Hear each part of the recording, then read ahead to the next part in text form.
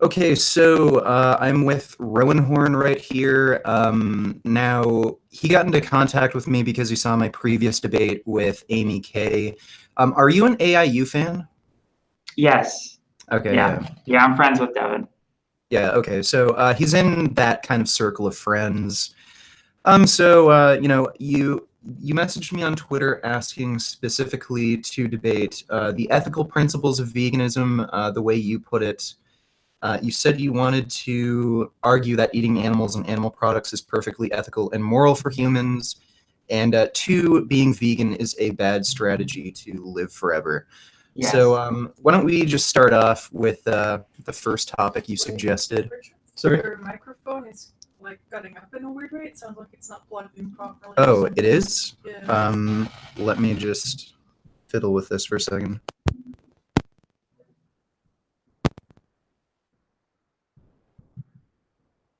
Okay. Let me just check I think my that's sound better. settings. Is that better? Yeah, I think so. Okay. Okay, good.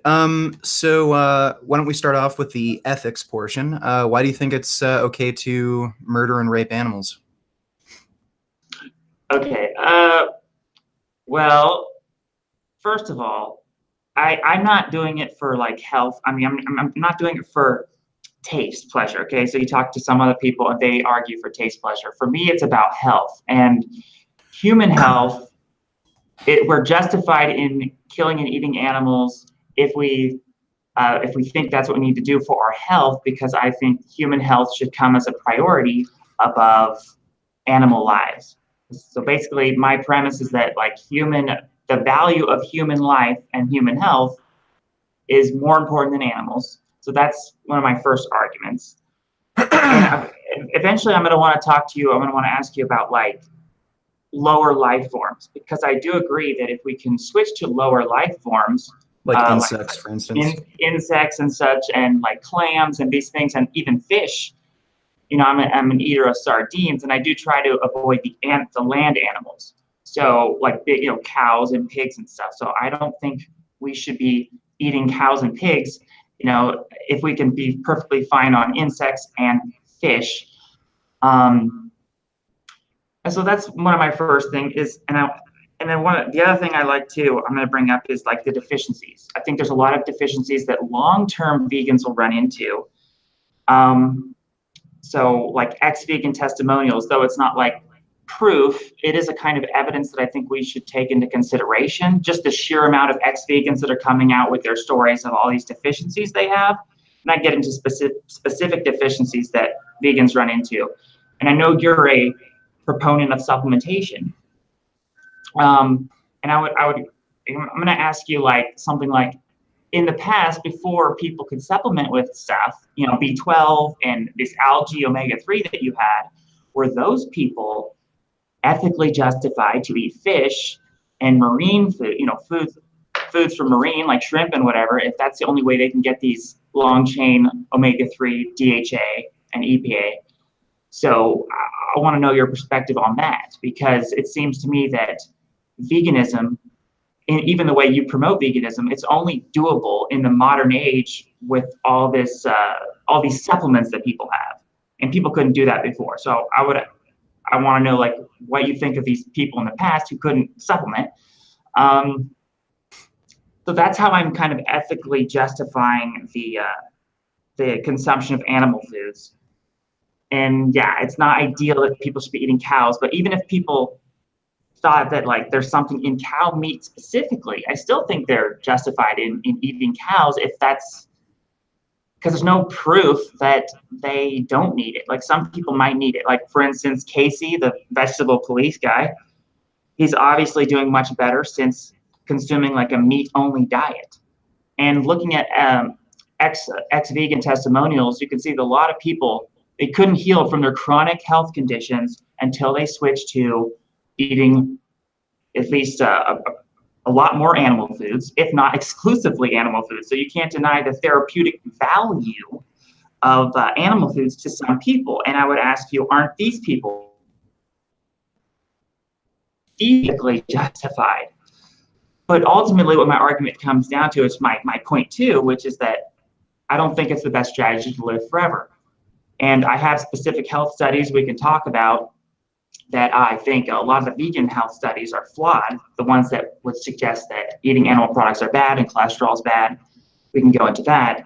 But ultimately, my argument comes down to, if someone thinks they need animal products, if somebody suspects that, if they're trying to listen to their body or whatever, and their body is saying, their body is screaming out for animal products, I think they're justified in doing so, because just the very possibility that they might need animal products in the long term would justify that, because veganism, in a sense, is a giant experiment.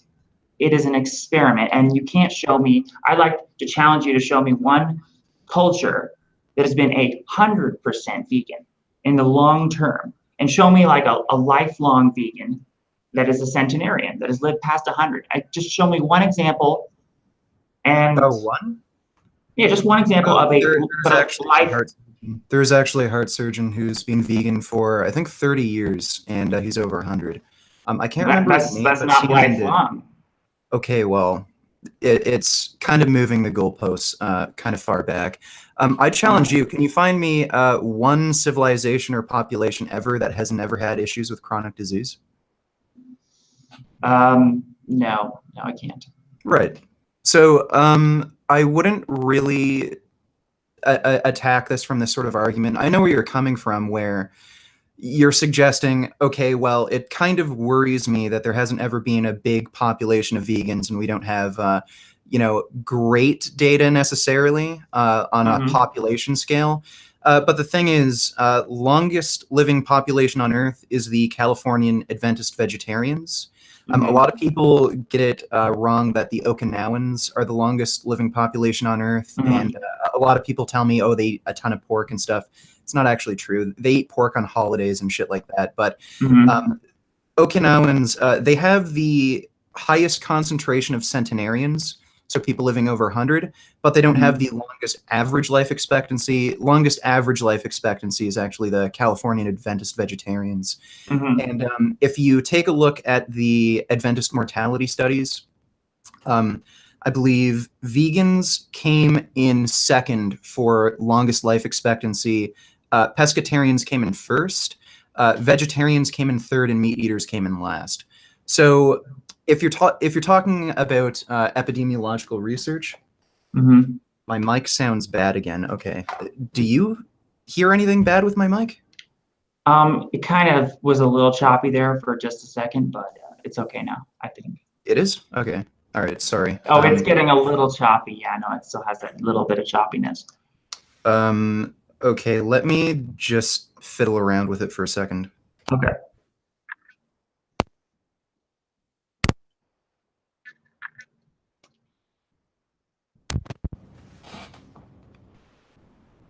Okay, can you hear me? Yeah, I think that might be better. I think you might have fixed it. Okay. Anyway, if you look at the population data, vegans do quite well. In terms of, like, you're talking about basically a 2 to 3 year average difference between vegans and pescatarians. And vegans by far have the lowest risk of chronic disease. So heart disease, diabetes, cancer, like all cancer combined. There are certain cancer sites where the research is a little mixed, like with colorectal cancer. Sometimes vegans do worse than meat eaters. Most of the time they do better than meat eaters, but most of the research shows that vegetarians, people who eat dairy products, they do better for colorectal cancer than vegans. Now, there's a number of reasons for that. We can get into the details later on. But as far as overall health outcomes, vegans have very long life expectancy, extremely low rates of chronic disease compared to all other populations.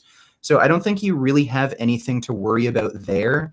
I think the data is pretty clear just from a health outcome standpoint that it's just not reasonable to kill and eat animals for health, since vegans have the lowest risk of chronic disease, and we do have a very long life expectancy, at least better than the average population.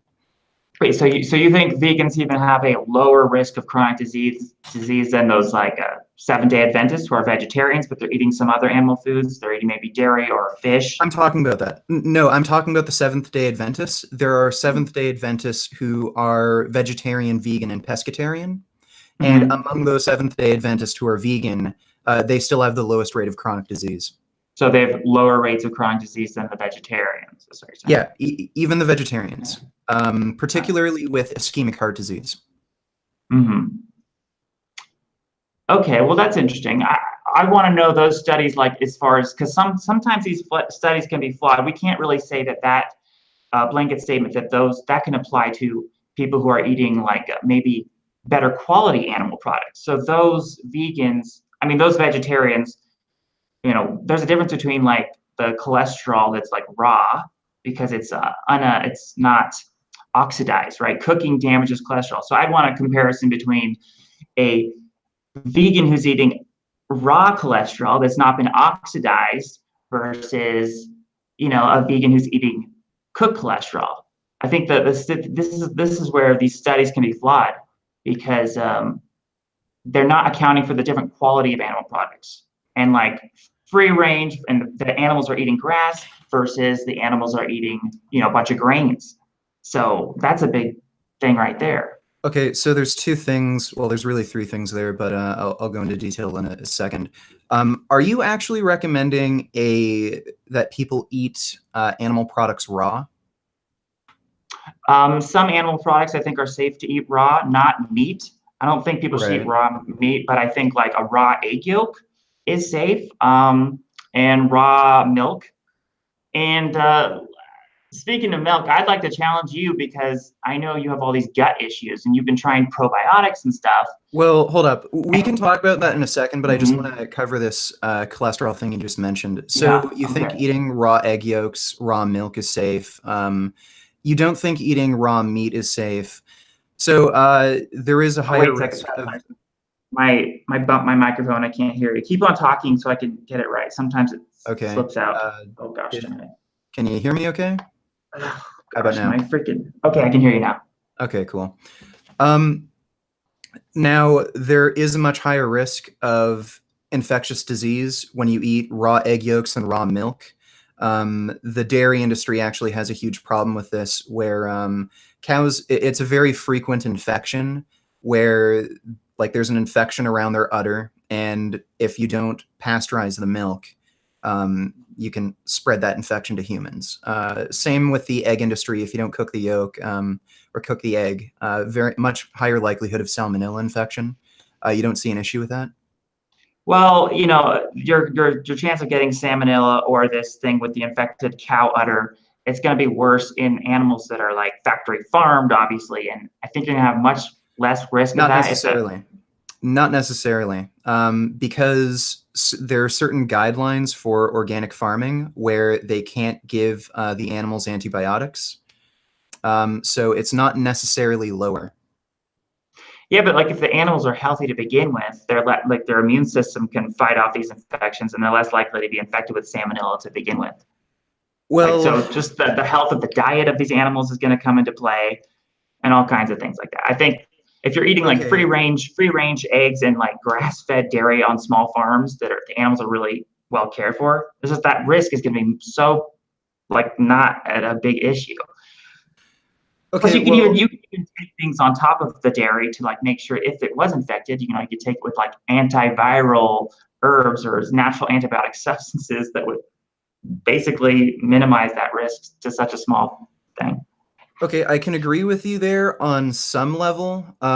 Like for instance, certain chicken farmers, they actually have free range chickens where they're allowed outside. It's been proven that exposure to sunlight reduces risk of infection.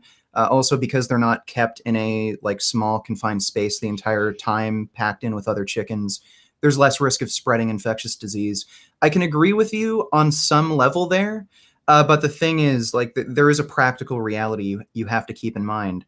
I think over 97% is the latest figure that came out. I think it was the USDA or something. 97% of animals are essentially factory farmed. So you're talking about having a huge fundamental change in the animal agriculture industry to Yeah. where it just wouldn't be profitable. Like most people would have to go vegan or vegetarian at least. So what you're promoting here, like I understand where you're coming from, but there is the practical reality of it just not working. It just wouldn't be economically viable. That's why we have factory farming. It's Wait, the it only wouldn't be. economically viable way. So you Sorry? think it wouldn't be? You think it wouldn't be economically viable for the farmers, for there to be a bunch of small farmers and like Amish farmers that are making all this great, sustainable, healthy dairy and eggs and things like that? You'd have to massively cut down on supply and massively increase cost. Okay, well, I mean, well, supply and demand, right? Even if it eventually, if more Yeah, and more people wouldn't be want able it, there's going to be. Well, here's the thing. The reason there's so much factory farming is because that's the only way to keep up with demand. When you're talking about grass-fed versus grain-fed livestock, you're talking about orders of magnitude more land you have to use. And you have much lower yield with that amount of land.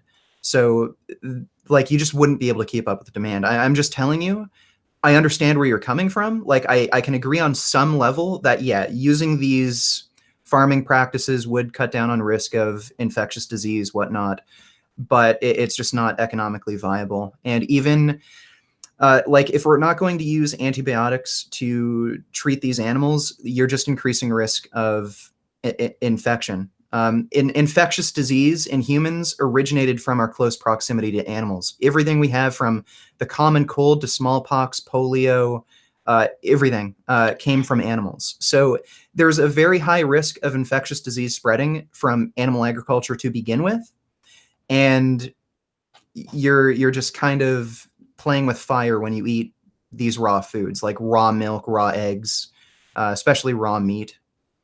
I So would agree about the raw meat, and I do agree that a lot of the viruses and everything that we get comes from animals and at the close proximity to animals. That's true. I just also want to touch upon the oxidized cholesterol thing you mentioned. Mhm. Cholesterol is very susceptible to oxidation. There's actually research I referenced in a video I just made the other day where consuming eggs increases the susceptibility to LDL oxidation by like something like 50%. So when you raise cholesterol, it just has a tendency to oxidize to begin with. Also, red meat particularly promotes oxidation. So heme iron is a pro-oxidant, Mhm. and it also catalyzes the production of N-nitroso compounds, which are very potent cancer-causing carcinogens. Also, because heme iron is like this, it's a pro-oxidant. There's a very close relationship between heme iron consumption and risk of heart disease. I believe per milligram per day of heme iron intake, that increases risk of cardiovascular disease by almost 30%. I think it was 28 or 27 or 28%. So, like, how do you justify eating meat when, like, that's an issue? Yeah, actually, I agree with you on that. I can't argue with that. I'm very aware of the dangers of heme iron myself, which is why I don't eat red meat. So health-wise, I can't really recommend people to eat red meat as a general rule. There might be rare exceptions. I guess Casey, the vegetable police, he's doing this on a short-term basis for his, gut issues. But long-term, I have to agree with you. I don't think eating red meat is going to be good at all for Okay. longevity, mainly to do with the heme iron. And that's why the meat I do eat is like white meat in the form of sardines. So I think there is less heme iron in sardines than like red, like bloody, like red meat. And then I take a lot of things to kind of detoxify iron from my body, iron binders that kind of take iron out of the body as well. You can do that to. Um, no, you can't. What are you taking? Is it a supplement, or did you hear this on a website, like some sort of herb remedy? There are herbs that inhibit iron absorption and even take iron out of your body. Even actually Take iron out of your body? raw milk will bind to iron and actually suck iron out of your body because it has lactose. No, no. It inhibits iron absorption, but as far as I'm aware, there's no way to get iron out of your body short of like literally bleeding out. Your body has no regulatory mechanism of ridding itself of iron. I agree with you there that there are certain things that can inhibit iron absorption, including dairy. But as far as getting iron out of your body, that's not possible. You can't. So you think there's no way to chelate iron out of your body, excess iron?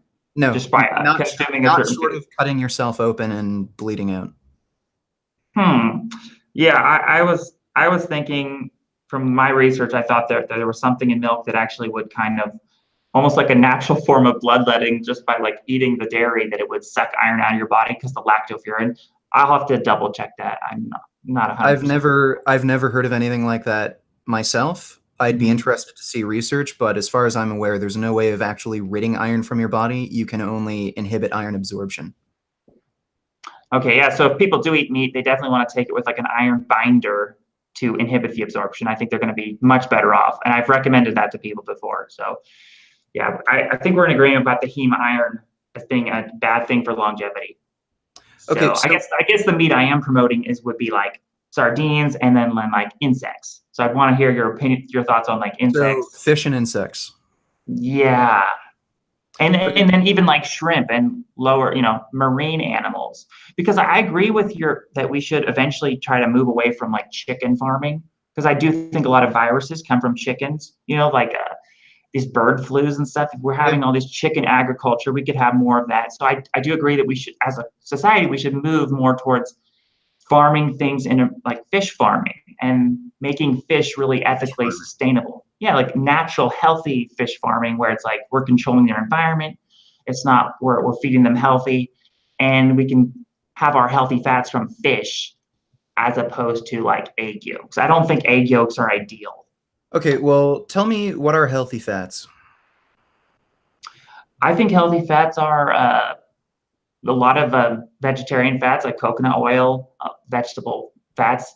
But Why is then coconut oil healthy?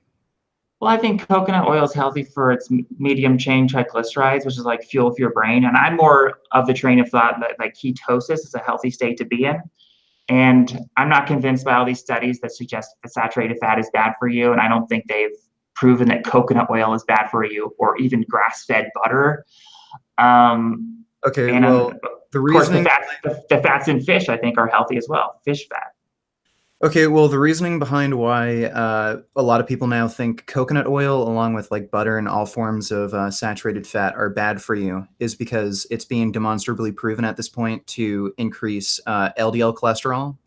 LDL cholesterol has been identified as the biggest risk factor of ischemic heart disease.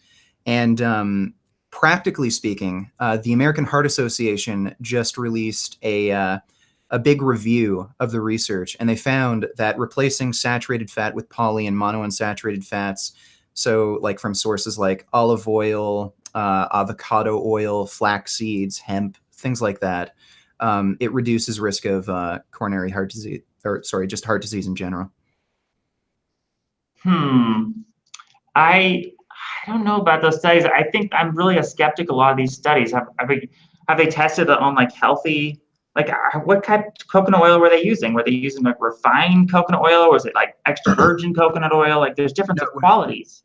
Huh? No, look, it doesn't matter what type of quality it is. The way saturated fat is metabolized in your body, it raises serum cholesterol, and that's the most important risk factor for heart disease.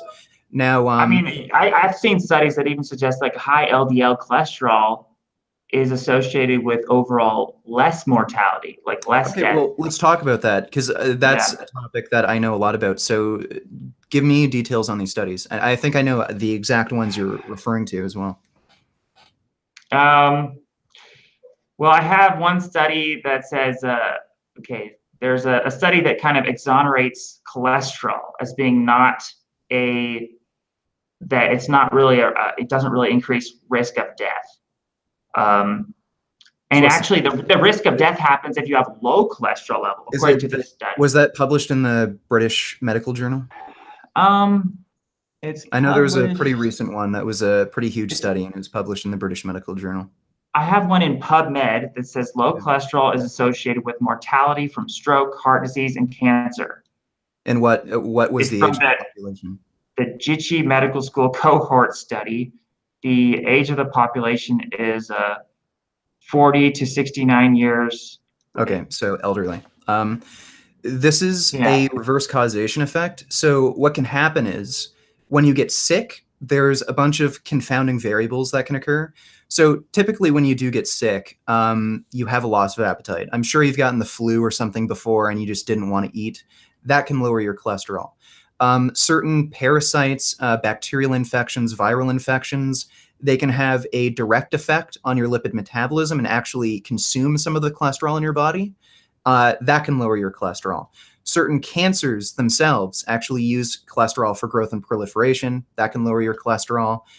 Certain medications to deal with these illnesses, that can lower your cholesterol directly. And again, if you include things like getting sick, having loss of appetite, having to take medication, that can all play a role in lowering your cholesterol. So what you'll find is with elderly populations, you'll typically see this sort of phenomenon happening where people with the lowest levels of cholesterol will end up dying sooner. But that's not because they have low cholesterol, it's because they got sick, their cholesterol levels plummeted, and then death happened. And it's just because they got sick. So now, you're saying it's like more correlation, not causation. well, And that actually makes a lot of sense. Well, right. It's kind of correlation versus causation. These studies aren't, the correlation isn't strong enough to show a cause and effect relationship. And again, if you actually look at other research here, I'll give you the exact study name. Sequence variations in PCSK9, low LDL, and protection against coronary heart disease. So there's a gene called PCSK9. What it does is it codes for certain protein that bonds to LDL receptors in your body's cells. Now, there are sequence variations in this gene which can cause it to act abnormally, not produce this protein. So more of the cholesterol in your blood goes out of your blood, bonds to the receptor sites in your cells, and this lowers LDL cholesterol. Now, these people who have this PCSK9 gene mutation, they have massively reduced risk of coronary heart disease. They identified a mutation in the PCSK9 gene that caused a 28% reduction in mean LDL cholesterol, and that reduced coronary heart disease risk by 88%. And they also identified another mutation, reduced LDL cholesterol by 15%, and that resulted in a 47% reduced risk of coronary heart disease. So even from this one study, you can actually see the relationship between heart disease and cholesterol is linear. There's also other research that I've linked before where they also identified a linear relationship between serum LDL cholesterol and rate of progression of atherosclerosis. So it's just a reverse causation effect. The vast majority of the time when you see this research where it shows people with the low cholesterol levels at higher rates of disease or death, it's almost always elderly populations. There's also a few odd situations where pregnant women, or there's some weird particular subset of the population where they find this correlation. But it's really just because they got sick, they had lower cholesterol, and like low cholesterol in these populations basically is an identifier of them being really ill. It's not the low cholesterol that caused it, though. That makes sense. I mean, that could be. So I guess what I want to ask you is, like, if cholesterol is so bad for you, and foods high in cholesterol are so bad for you, why is Japan, which has the highest egg consumption of any cultures, and they're Are you sure it's not the Chinese? No, it's Japan at the highest egg consumption, and I could even screen share this chart. And they also have they're the longest living culture in the world, and they have the highest egg consumption. So, no, it's the Adventist vegetarians that are the longest living. Longest living than the Japanese, the Adventists. Yeah. It is a smaller population, but they are considered the longest living population. So this can get a little confusing. So what you'll find is when egg consumption increases, there's a lot of conflicting research about whether or not this increases risk of heart disease. So there's this phenomenon that happens where the higher your baseline cholesterol intake is, the less of a change any added dietary cholesterol will make to your serum cholesterol score. So let's say you were eating a standard American diet, you were eating about 500 milligrams of cholesterol per day. So it's about 1 egg and maybe a chicken breast. If you added another egg to your diet, that would cause little to no change in your serum cholesterol.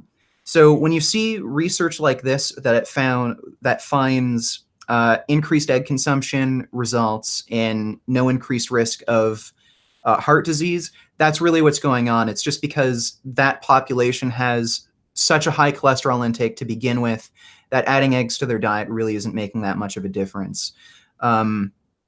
Also, I lost my train of thought.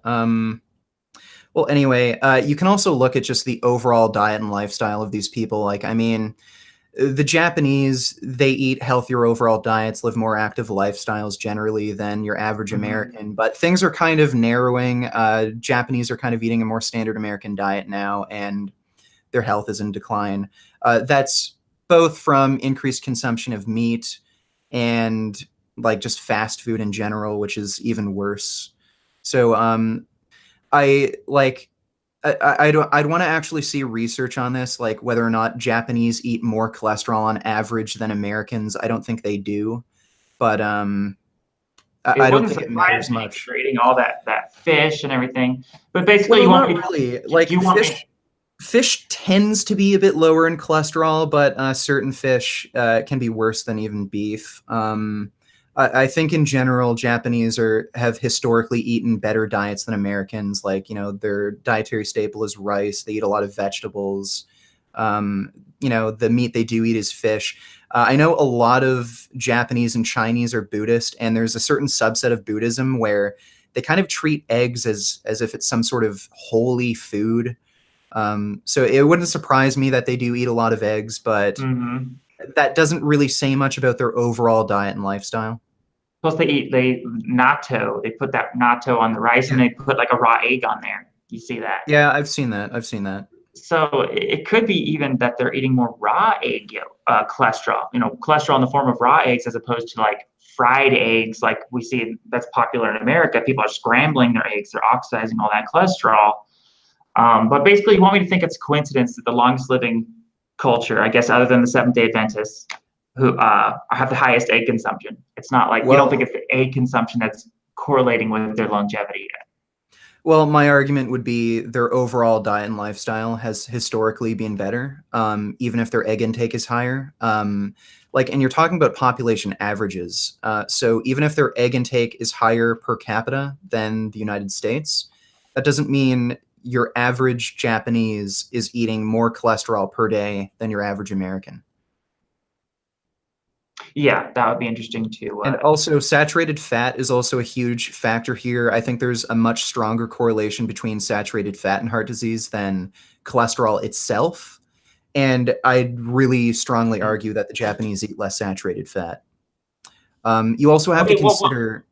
if saturated fat was such an issue, why would Switzerland and Iceland be right under Japan as being like the longest living cultures? And we know Switzerland and Iceland eat tons of saturated fat in the form of like cheese and dairy. These are like the highest dairy consumption cultures, Iceland and Switzerland, and they're right under Japan in as far as life expectancy.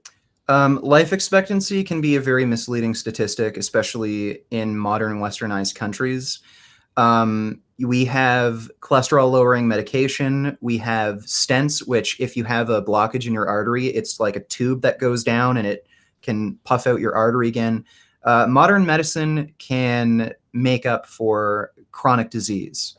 I think that's really what's going on here. I'd rather look at chronic disease statistics rather than mortality overall.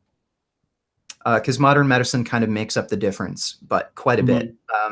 Like my grandfather, he had, I think, 2 heart attacks, and he wouldn't have been alive if it wasn't for modern medicine. He had to take medication. He had a stent put in, like he had surgery.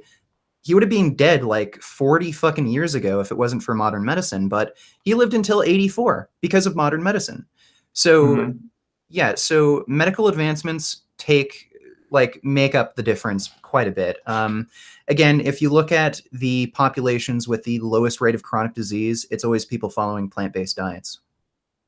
Okay, and you think even adding a little, I just want to get this straight. You think even adding a little bit of animal foods, even if they're the healthiest quality, the cholesterol's not been oxidized, let's say one raw egg a day, or like a small glass of raw milk, you think that's actually going to lower your lifespan? You think that's actually going to lower your lifespan? Yeah. As opposed to maybe fill in a void of some kind of nutritional deficiency you might have. I would think that there would be like a good thing as an insurance to make sure you're getting all the nutrients.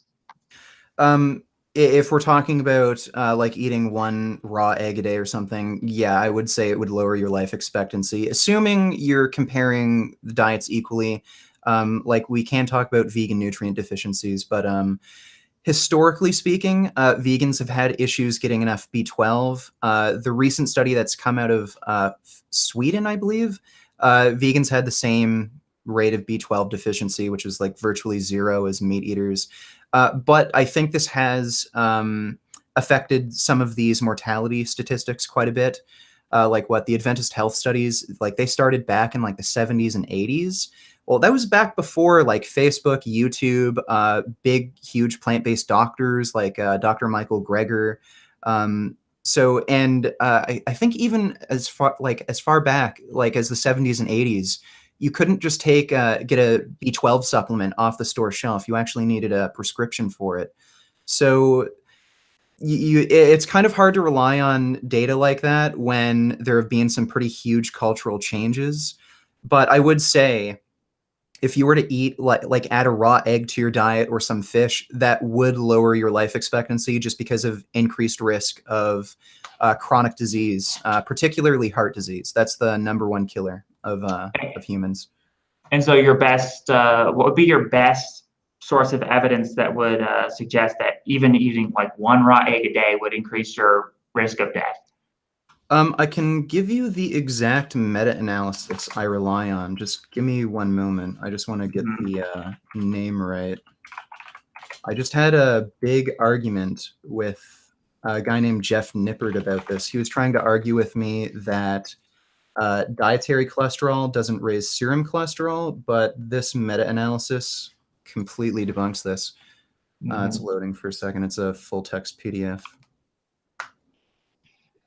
And yeah, like I definitely want to talk about just like the sheer amount of like ex-vegans. And I know this isn't like proof, this is a different type of evidence here, but the ex-vegans, and how do you explain all these ex-vegans are just having these massive health problems? They all run into deficiency. They all seem to just run into some horrible problem. And then they start eating some raw eggs, they start eating some grass-fed raw dairy, and all their health problems go away. I guess you would just say they weren't doing the diet correctly. Is that what you would say? They weren't supplementing properly, but they should have been taking their algae omega-3 and all this sort of thing. Is that right? Not necessarily. We can get into that for a second, but I'd say the best evidence available that eating something like one egg a day would increase risk of heart disease. This meta-analysis, Effect of Dietary Cholesterol on Serum Cholesterol, a meta-analysis and review, author Paul N. Hopkins. So what's interesting about this meta-analysis is they only use metabolic ward research, which is the best form of research possible for this particular subject. You have the most amount of control. He combined added dietary cholesterol and baseline cholesterol together in a mathematical model. So again, a lot of this research, which has shown added dietary cholesterol doesn't increase serum cholesterol, that's because they started off with study participants that were essentially eating a terrible diet. If you start off with a baseline cholesterol intake of 0, that will have the most significant impact on your LDL cholesterol score. And that's why heart disease is so common in every population. And you can go back thousands of years. The Horse study found ancient remains, like mummified remains of even like pre-agricultural hunter-gatherers, and they still had atherosclerosis. That's because you have to basically eat a very, very strict plant-based diet to avoid raising your serum cholesterol above the safe, healthy physiological range. Well, how do we know their heart disease wasn't caused by all the starches and grains they were eating? Like in the case of the Egyptians, did they eat a lot of grains? Pretty sure they did. You can look at, like, there's ancient remains of Eskimos or Inuit, if you prefer, where they had advanced atherosclerosis, and I think that 40-year-old mummy.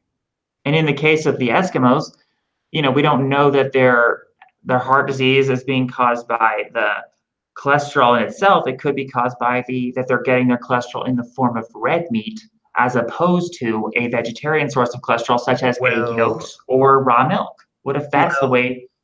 They're eating marine mammals. That's a huge source of their dietary intake, and they eat a lot of blubber.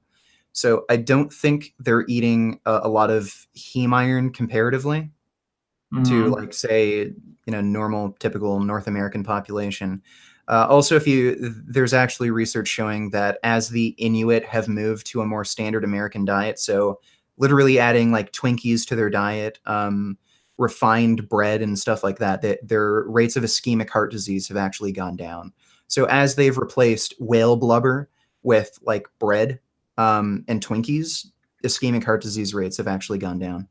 They got to be eating like some red meat. I've seen these like pictures of Eskimo children just chowing down on some like raw caribou or something, like their just faces all bloody. They got to be getting a lot of, and organs. Aren't they eating like organs of animals and the liver and all these really high iron sources? They got to be. In order to eat a carnivore diet, you have to eat organs, or else you won't get enough things like vitamin C. There's no way to eat a carnivore diet and not eat organs.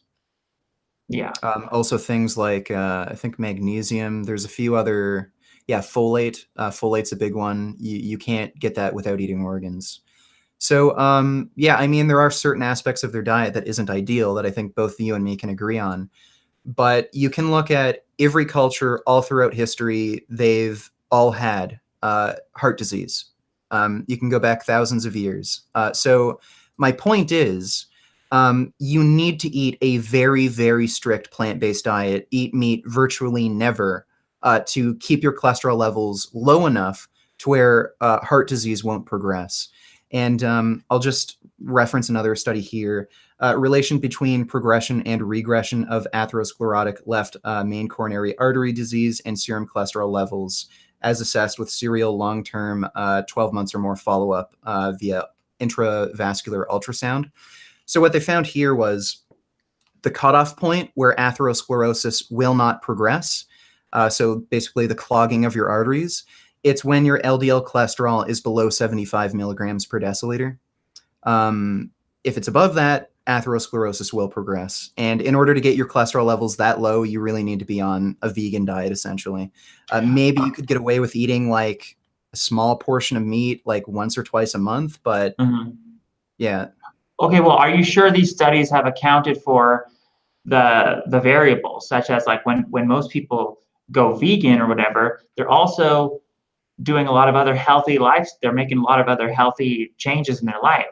They're less likely to be a smoker and a drinker, and they're probably exercising more than the average person. So are these studies accounting for the different variables that could be going on? And then there's the quality of the animal products. Like, are they talking about people who are eating grass-fed meat versus processed meat? I think a lot of these studies, they're not accounting for the differences of and how do we know that a lot of these people who have the high cholesterol, it's not necessarily, it's just they're getting their cholesterol in the form of these very high heme iron sources as opposed to the non-heme iron sources of cholesterol? Okay. Are they showing all these different variables, and are they accounting for all these things? Because you can get cholesterol without any heme iron, right? You can just eat grass-fed butter. You wouldn't be getting any heme iron from that. It's completely iron-free, but you're getting all that cholesterol. How do we know that specifically would cause heart disease? Okay, wait. So you're asking, how do we know specifically that cholesterol itself isn't causing heart disease and it's just these other lifestyle factors? Is that what you're asking? Yeah. Okay, well, we've proven that with the genetic research I referenced earlier. Sequence variations in PCSK9, low LDL, and protection against coronary heart disease. So this is a genetic study, And what's great about this is it just puts the nail in the coffin about like all these questions. They're valid questions, by the way. Like, are these people smoking? Are these people eating like terrible quality foods? They're valid questions, and this basically answers this. People who have low LDL, just because of genetics, they have lower rates of heart disease. So this is completely separate from any other lifestyle factors. Smoking, exercise, dietary quality. So cholesterol itself is the only factor here that's actually meaningfully changing the risk of heart disease. Also, in the study I just told you about, they took Black subjects. So Black people in the United States, they're at a particularly high risk of heart disease and hypertension. There's a number of reasons for that. Like, there's a lot of Black people who are poor. They eat like shitty processed food diets. I think among some areas, like Black people even smoke more often. The Black subjects, they had a 28% reduction in mean LDL cholesterol, 88% reduction in risk of coronary heart disease.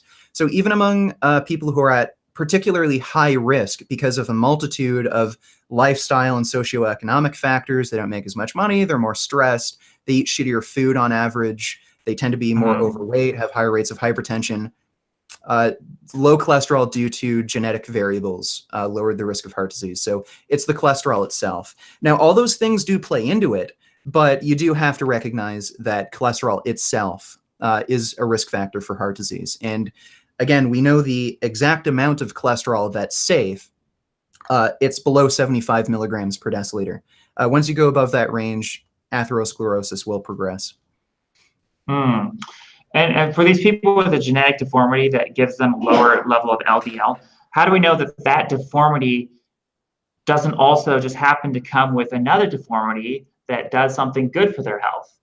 Like, that's a possibility, right? Like, I mean, maybe the body, because it has this, it could be because it has this particular deformity, the body is having to like create an adaptation and make up for this this deformity in some other way that's actually turning on a specific epigenetic switch in their body and making them, it's giving them a different reason for their longevity rather than the low LDL itself. That could just be a correlation, not causation type of thing. Okay, well, I wouldn't necessarily call it a deformity because literally everyone has some sort of mutation. There's just a thing called genetic variation.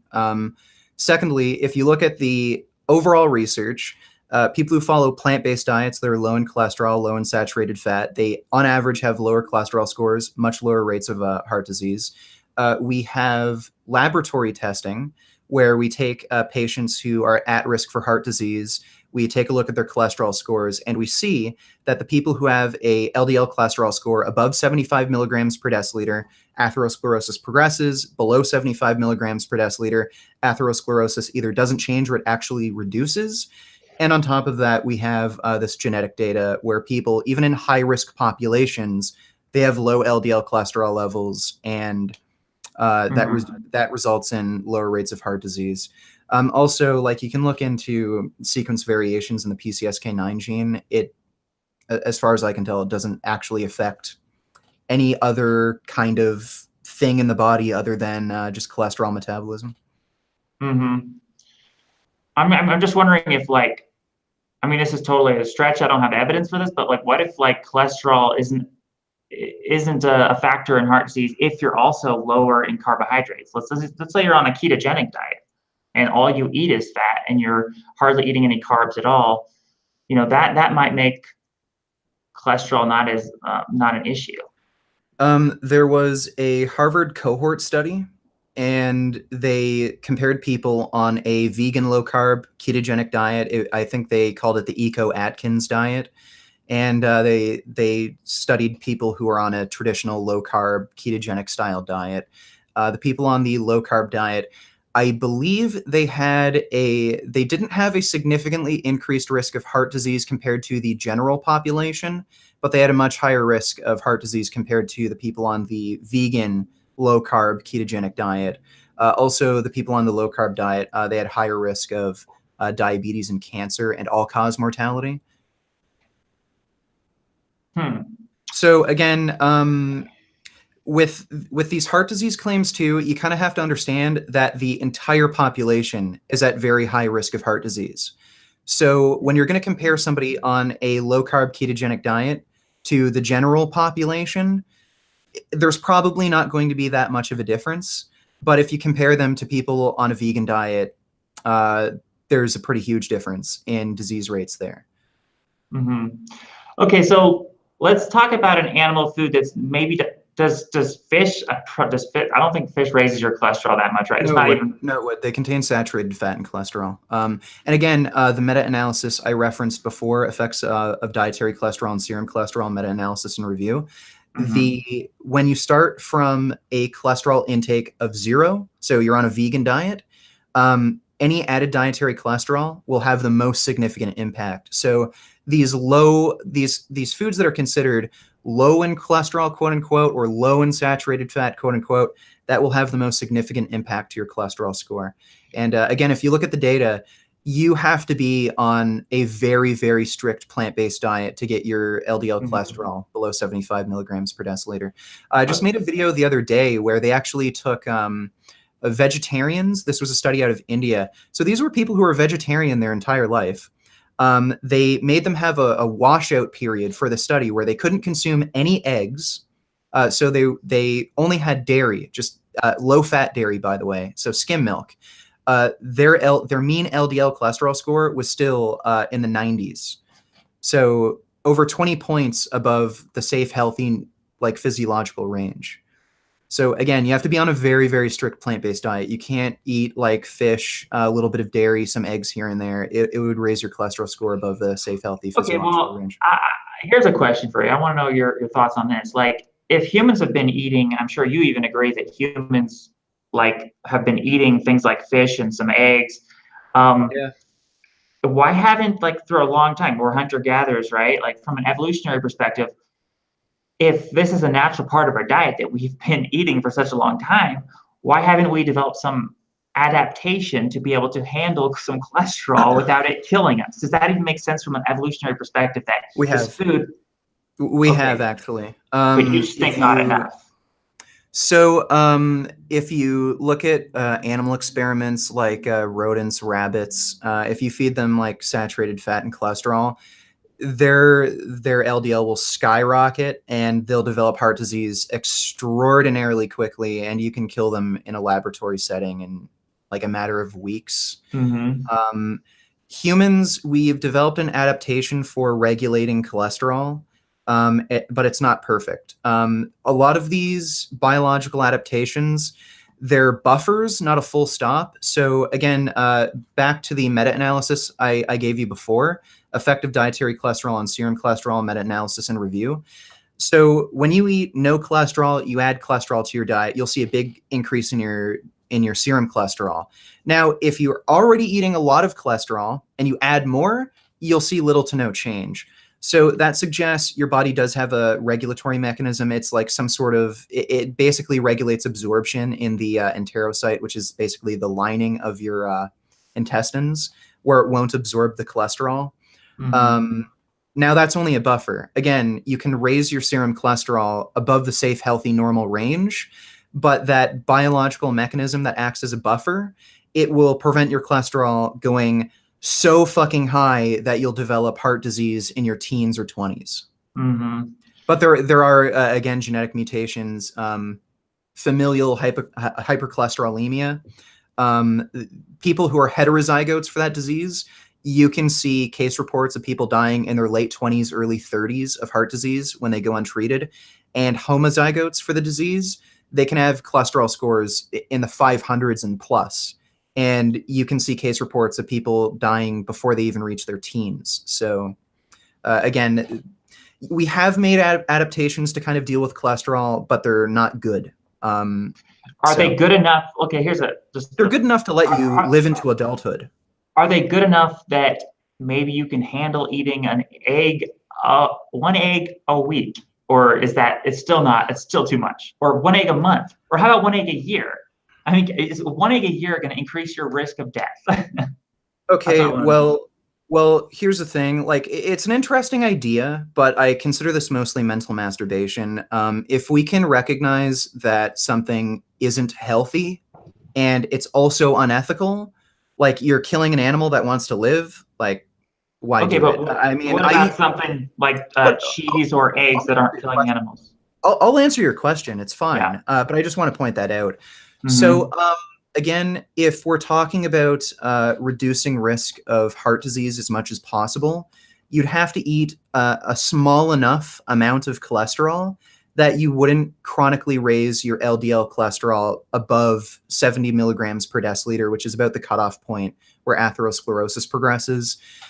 So, like maybe one egg a month, that might be enough. Like that might be little enough, but you're talking about very, very small amounts. And there is variation between individuals.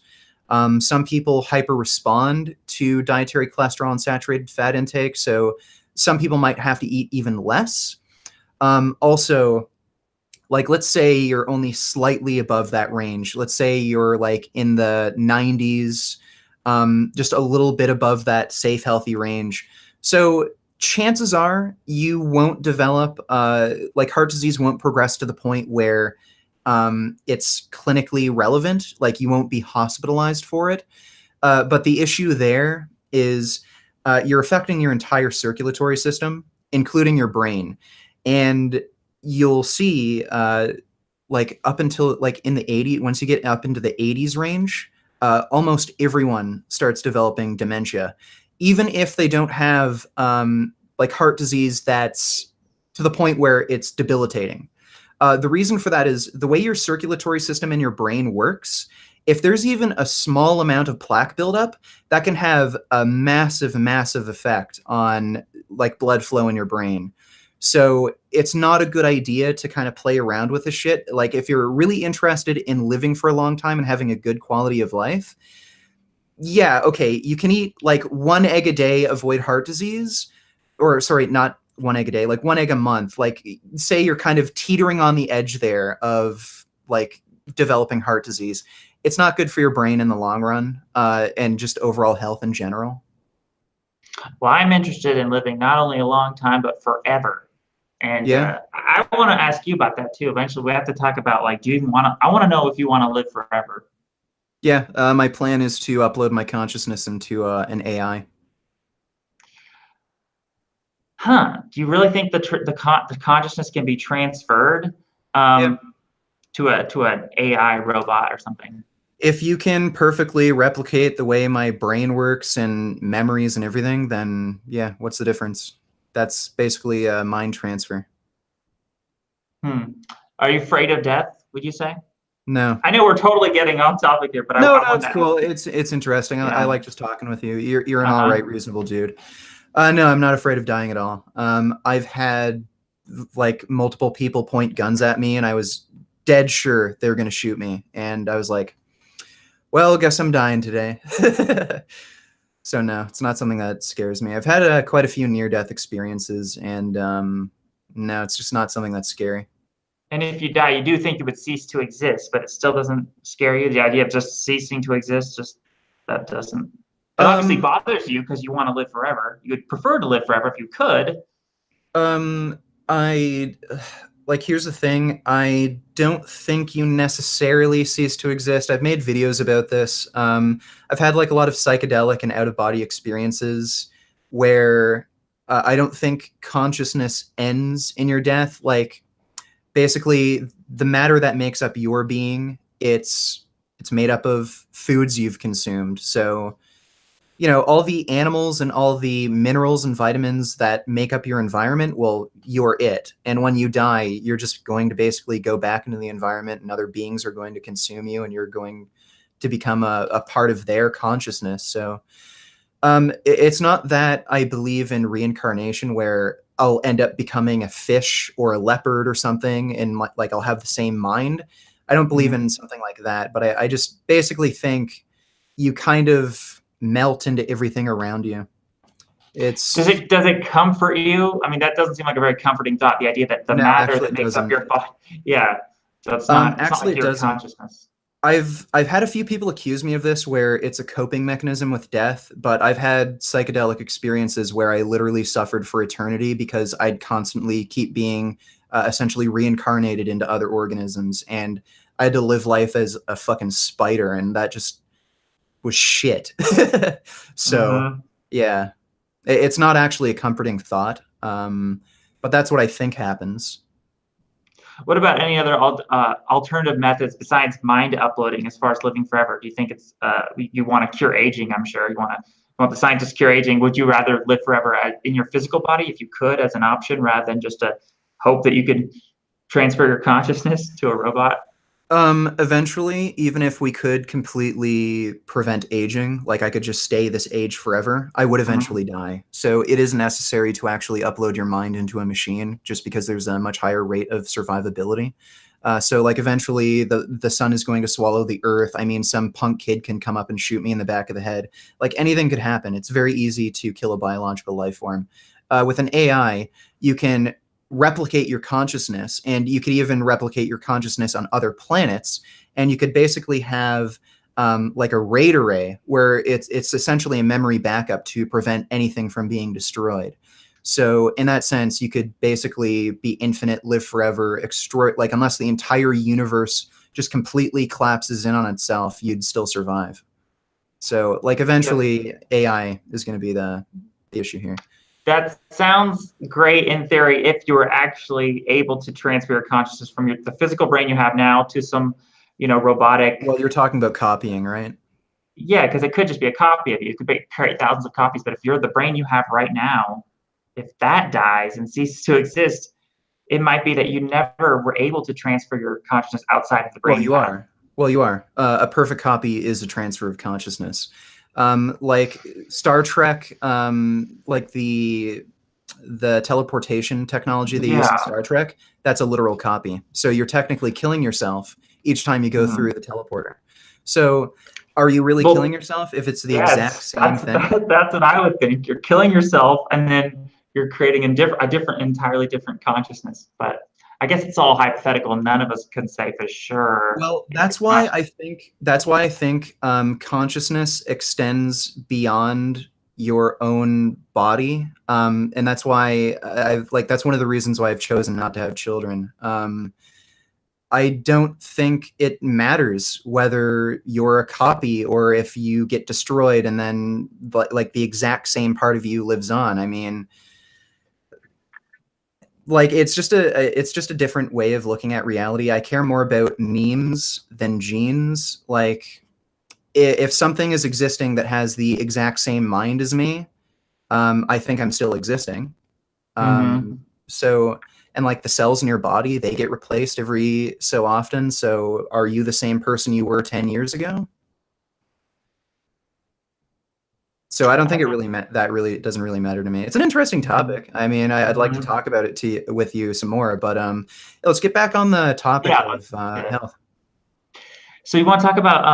I want to know your opinion on all these like ex-vegan testimonials, and in any case, do you think it's ever justified to eat animal products? Let's put the meat aside, put the cows aside.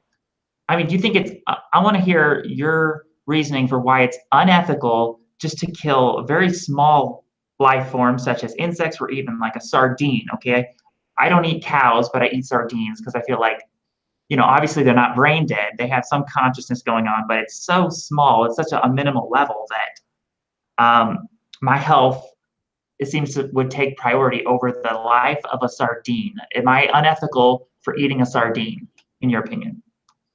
Yes. Like again, if we look at the medical science, there's like mechanistically speaking, there's no health benefit to eating a sardine. Even if we like, if I'm very generous and we look at population data, so populations of vegans compared to pescatarians, you're talking about like a 2 or 3 year extension on your life while you're killing how many animals over your lifetime. It just doesn't work out. And if we talk about quality of life, well, you're going to have a lower risk of chronic disease as a vegan, even if necessarily you won't live the absolute maximum lifespan possible, which again, there's like these weird population trends with like lack of B12 and shit that we could get into, but it just doesn't add up to me. Why is living an extra 2 or 3 years more valuable than killing thousands of animals like a sardine over your lifetime? Because living an extra 2 or 3 years, that could buy me enough time to the point where scientists have cured aging. And if I don't extend my life those extra 3 years, that could be the difference between my life and death. If I'm trying to live forever, 2 or 3 years could be a big difference, because if I die 3 years earlier, then the scientists figure out how to cure aging 2 or 3 years later, and I'm dead, and it doesn't help me anymore. So it's that whole idea that we want to live as long as possible for the sake of our eternal life. And that's why the 3 years is a big difference, even if it's just 3 years, because that 3 years could get me eternal life. Okay, well, that's a big hypothetical there. So I still don't think that's valid just at face value. Also, there are certain aspects of aging that you just can't reverse. But you don't think it's valid to like an increase? We're talking about an increased odds of me getting to live forever. That's a big deal. Even if you think it's just a small increased odds, I mean, we're talking some amount of increased chance that I get to live forever. That's a big deal. It's worth killing some fish. I mean, these fish are going to die anyways. In nature, they're going to be eaten by a shark or some other You're bigger. going to die anyway. Well, how do you know that? I might live forever. Well, no. If you're only interested in continuing your biological existence, you're eventually going to die. Well, you don't know that because that's hypothetical. You don't know that I'm going to die.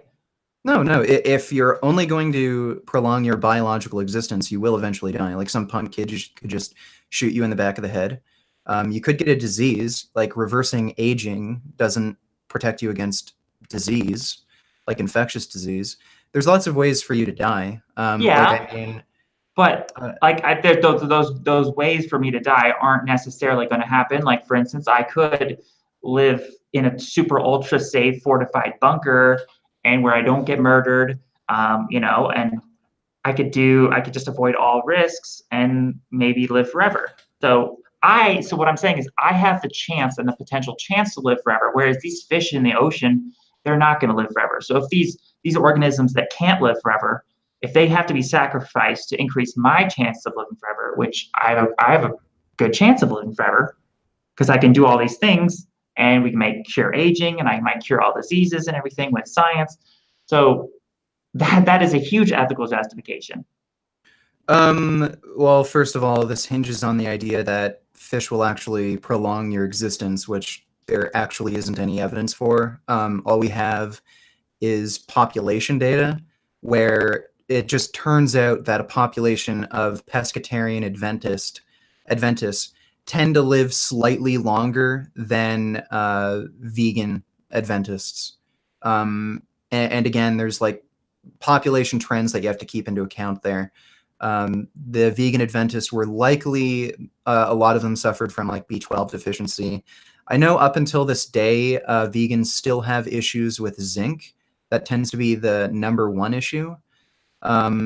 But yeah, basically all that suggests to me is just in that particular time period, in that particular population, vegans just did slightly worse in terms of like life expectancy, but they did still do better in terms of chronic disease risk.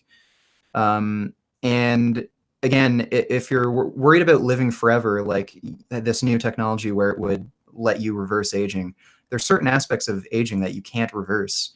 If you lose brain mass from aging, you can't reverse that. Are you sure? There might be some way. No, you can't. Neurogenesis, you could like take stuff to regrow your brain. You don't think? You could possibly regrow brain tissue in the future. Like, I wouldn't say that's totally out of the question, but the thing is, like, at that point, are you still going to be you? How much of your brain can you lose, and how much new brain can you grow and still be you? I think, because if you're slowly regrowing your brain, it could like CBD oil has neurogenic properties, so it's growing more brain cells. You mean neuroprotective? Neurogenerative, it actually grows new brain cells. Okay. Neurogenesis. And lion's mane mushroom, these types of mushrooms that have actually neurogenesis properties. Oh, lion's mane.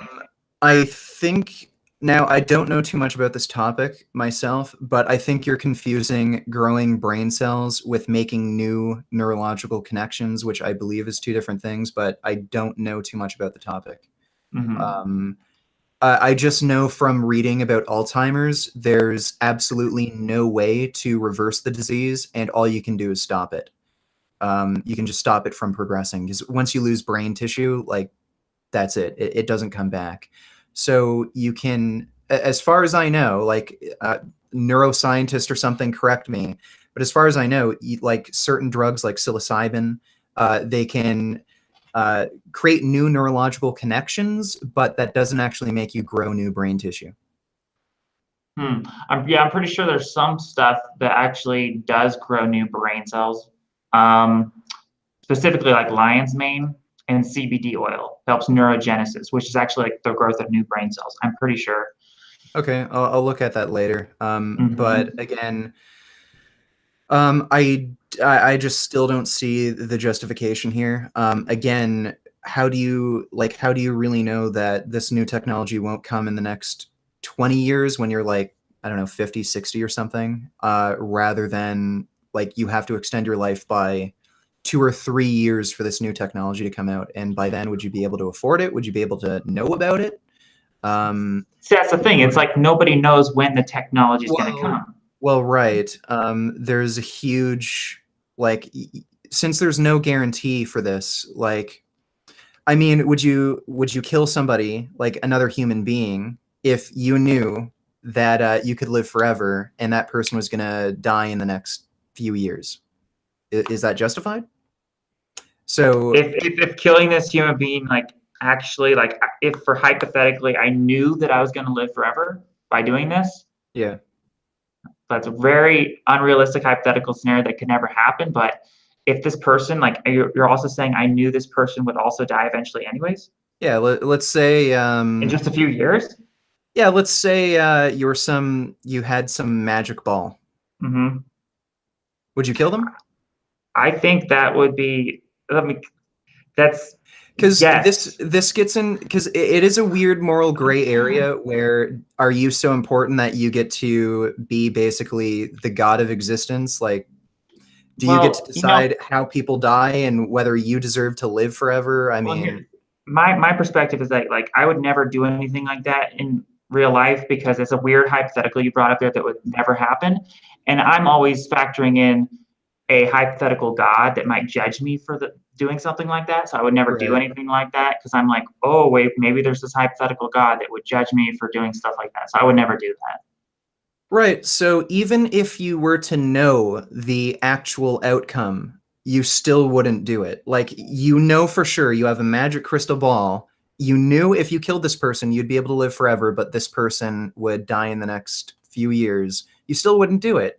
So this is a situation where you don't know the outcome. You don't know if you'll ever live long enough to see this technology, if it'll ever come into existence, if it will happen in the next 10, 20 years. And you're not even sure if fish will actually help you live longer. But there's so many unknowns here, but you're willing to cause the suffering and death of these animals. So I just don't see the... Well, like, so, like, the difference of the life form of a fish, it's so less. I understand. Than human, so. I understand, but you're talking about killing, like, presumably thousands of fish over your entire lifetime.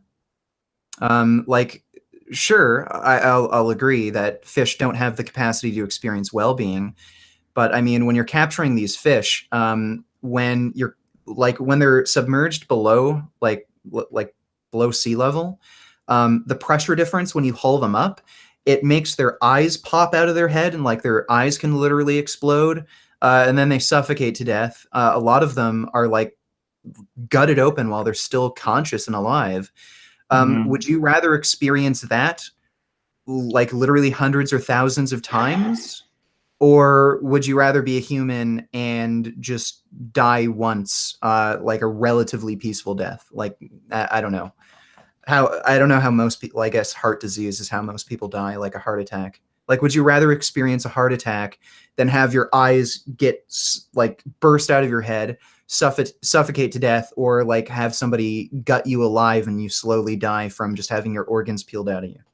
Well, you can't like compare like the death of a human to the death of a fish, because like, you know, I'm not saying the fish's life is equal to a human, but I'm saying the method in which you're killing is way, way fucking worse, and you're doing it hundreds, if not thousands of times over your lifetime. And this is all for this idea that maybe fish will help me live forever, but I'm not sure. I'm not actually sure if fish are really healthy or not. And maybe I'll have to live this certain amount of time to like live far enough into the future so this technology exists. Like, you're causing like horrible suffering and death to these animals when you literally don't know the outcome of anything. Yeah, it is based on it's like a wager. I'm like making a wager that eating some fish is going to increase my lifespan, and without that, I can't really justify it. But it's like, yeah, it's just the very possibility. And then this study, the Seventh-day Adventists that ate fish, the pescatarians, they're living longer than the vegans. So that is you're enough. talking about 2 to 3 years, and they have higher rates of chronic disease as well.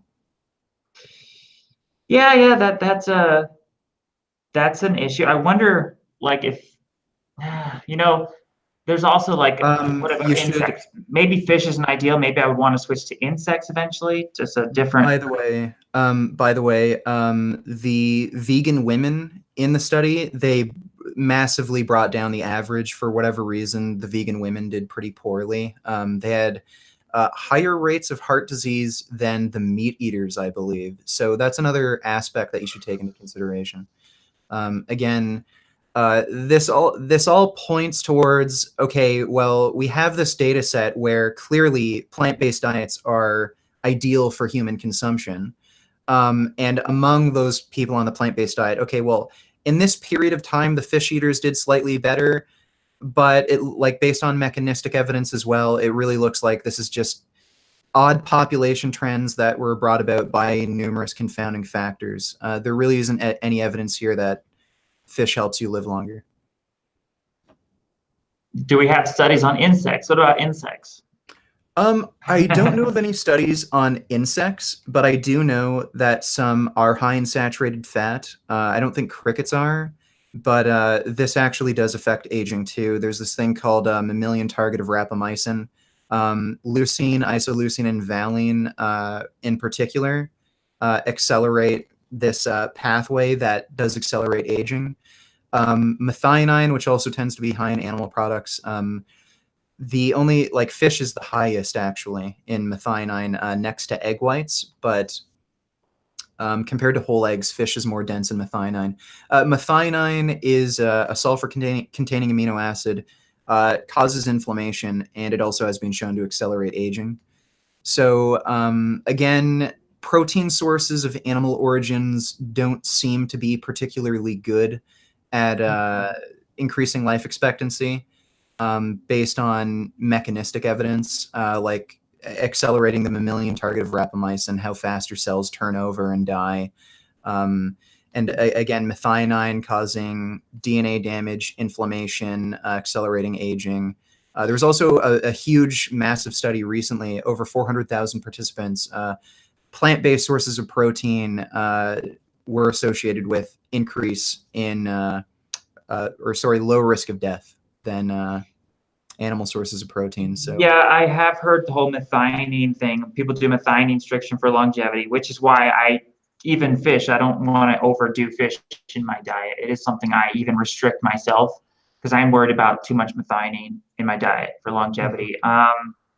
Which is why I like things that are like animal foods, but they're also low in protein, such as butter and cream, like raw cream, which you would also say is bad for you just because it has cholesterol. Yeah, saturated fat and cholesterol, that'll clog your arteries.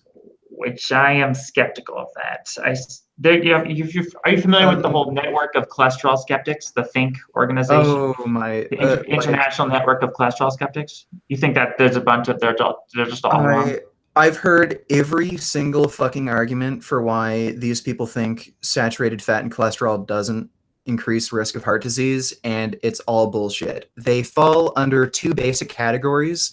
On the one hand, they'll claim that dietary saturated fat and cholesterol doesn't raise serum cholesterol, which is being completely debunked. Again, there's two massive meta-analyses with hundreds of metabolic ward experiments proving that. And secondly, they'll claim that there's the other group where they'll claim serum cholesterol doesn't increase risk of heart disease. And what they'll do there is cherry pick certain population studies, like elderly populations who just get sick and then they have lower cholesterol, like the reverse causation effect I've mentioned before. And they'll just cherry pick data too. And then there's a third category technically. Peter Attia is most well known for this. I think he was actually a medical doctor at one point, but he quit. He claims, he's one of those people who claim it's not LDL-C that's harmful, the actual cholesterol molecules. It's the LDL-P, the actual particles themselves. And his argument there is if you look at research on diabetics, LDL-P is a better predictor of heart disease than LDL-C. But it's just because insulin resistance changes your lipid profile in a way where there's a discordance between your LDL-P and LDL-C. For a normal population, LDL-C is the best biomarker for heart disease risk. So there's two basic categories, and there's the weird odd one that Peter Attia falls in, where he'll cherry pick just particular lipoproteins and say, oh, this is the one. And there's people who will say, no, it's VLDL. It's all nonsense, basically.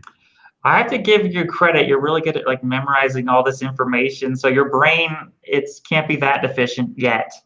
But yeah. Who knows how long it will last though? Because I think a lot of these ex-vegans, they last a long time. And then I'm saying like eventually though, you might hit a wall. It could be 10 years. It could be 20 years. It could be 30 years.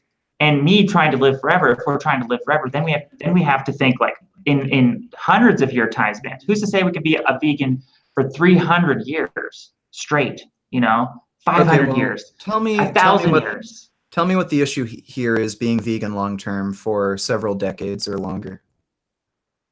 Well, I guess it's just what are the issues with nutrients? Okay, so the deficiencies, I think, well, a lot of the stuff, like it would be B12, but you supplement with that, so that's not really a problem if you supplement. I guess it would be K2, which I would want to ask you, like, do you ever recommend to your audience to eat vitamin K2? Because this is one of the huge deficiencies in the vegan diet. No, it's not. Again, it's virtually impossible for an adult human to be vitamin K deficient. You only see it in people in like infants, essentially, who haven't built up their gut microbiome, and people who've been on a very, very heavy course of antibiotics. K2 is produced in your gut by your bacteria. So the only way to actually induce a vitamin K deficiency is by a heavy, heavy course of antibiotics. Otherwise, it's incredibly fucking rare. And I challenge you to find any research at all that shows that vegans have a higher prevalence of vitamin K deficiency. Mm-hmm. I can't show you any research, I guess, but I would just say I've heard these arguments. There is some good evidence we could use to suggest that K2 deficiency is a real thing, because you have all these ex-vegans, and then when they do eat some like grass-fed butter, some raw milk, there's symptoms of like vitamin K2 deficiency, which would be teeth problems. A lot of vegans run into teeth problems, and that's a classic symptom of vitamin K2 deficiency. And then they start eating some more grass-fed butter with these fat-soluble vitamins and K2, which help absorb more minerals into the blood, and then all of a sudden their teeth problems are going away. Their dental health is better. They're it's like there's so much. It would seem to suggest that they were K2 deficient just by the very nature of when they do eat these foods. It helps their health and it benefits their health in so many ways. And then there's like Weston A. Price. Are you familiar with Weston A. Price? Oh, God, I am very familiar with them. Well, you can't deny that, like, people who ate a lot of these animal fats, they had better dental health. And you see that these long-term vegans, I've seen so many testimonials where it's like their dental health is so bad as a vegan. They're getting all these cavities. And as soon as they eat some grass-fed butter, their dental health is just like so much better. Okay. What the heck is that? Weston A. Price, the actual Weston A. Price, he was a dentist, right? If I'm remembering correctly. Yeah, he was a dentist. So his work had less to do with cavities and more like, as far as I'm aware, it had less to do with cavities and more to do with the overall dental structure. He found that there was a higher rate of like impacted teeth and misalignment of teeth with among cultures that consumed grains like corn compared to, you know, the Inuit or whatever that ate raw meat or what and shit like that. Now this can be explained. I mean, look, if you're eating a lot of like really acidic fruits, especially sticky dried fruits like dates, it wouldn't surprise me that you have higher rates of cavities. As far as like the overall literature, there isn't really much. There isn't anything to suggest that vegans have higher rates of cavities. I haven't seen any. And K2 specifically, like the highest source of K2 is natto. Yeah, Everything else, like I mean, why would you eat something like grass-fed butter or beef liver or something like that when you could eat natto, which doesn't have any saturated fat, cholesterol?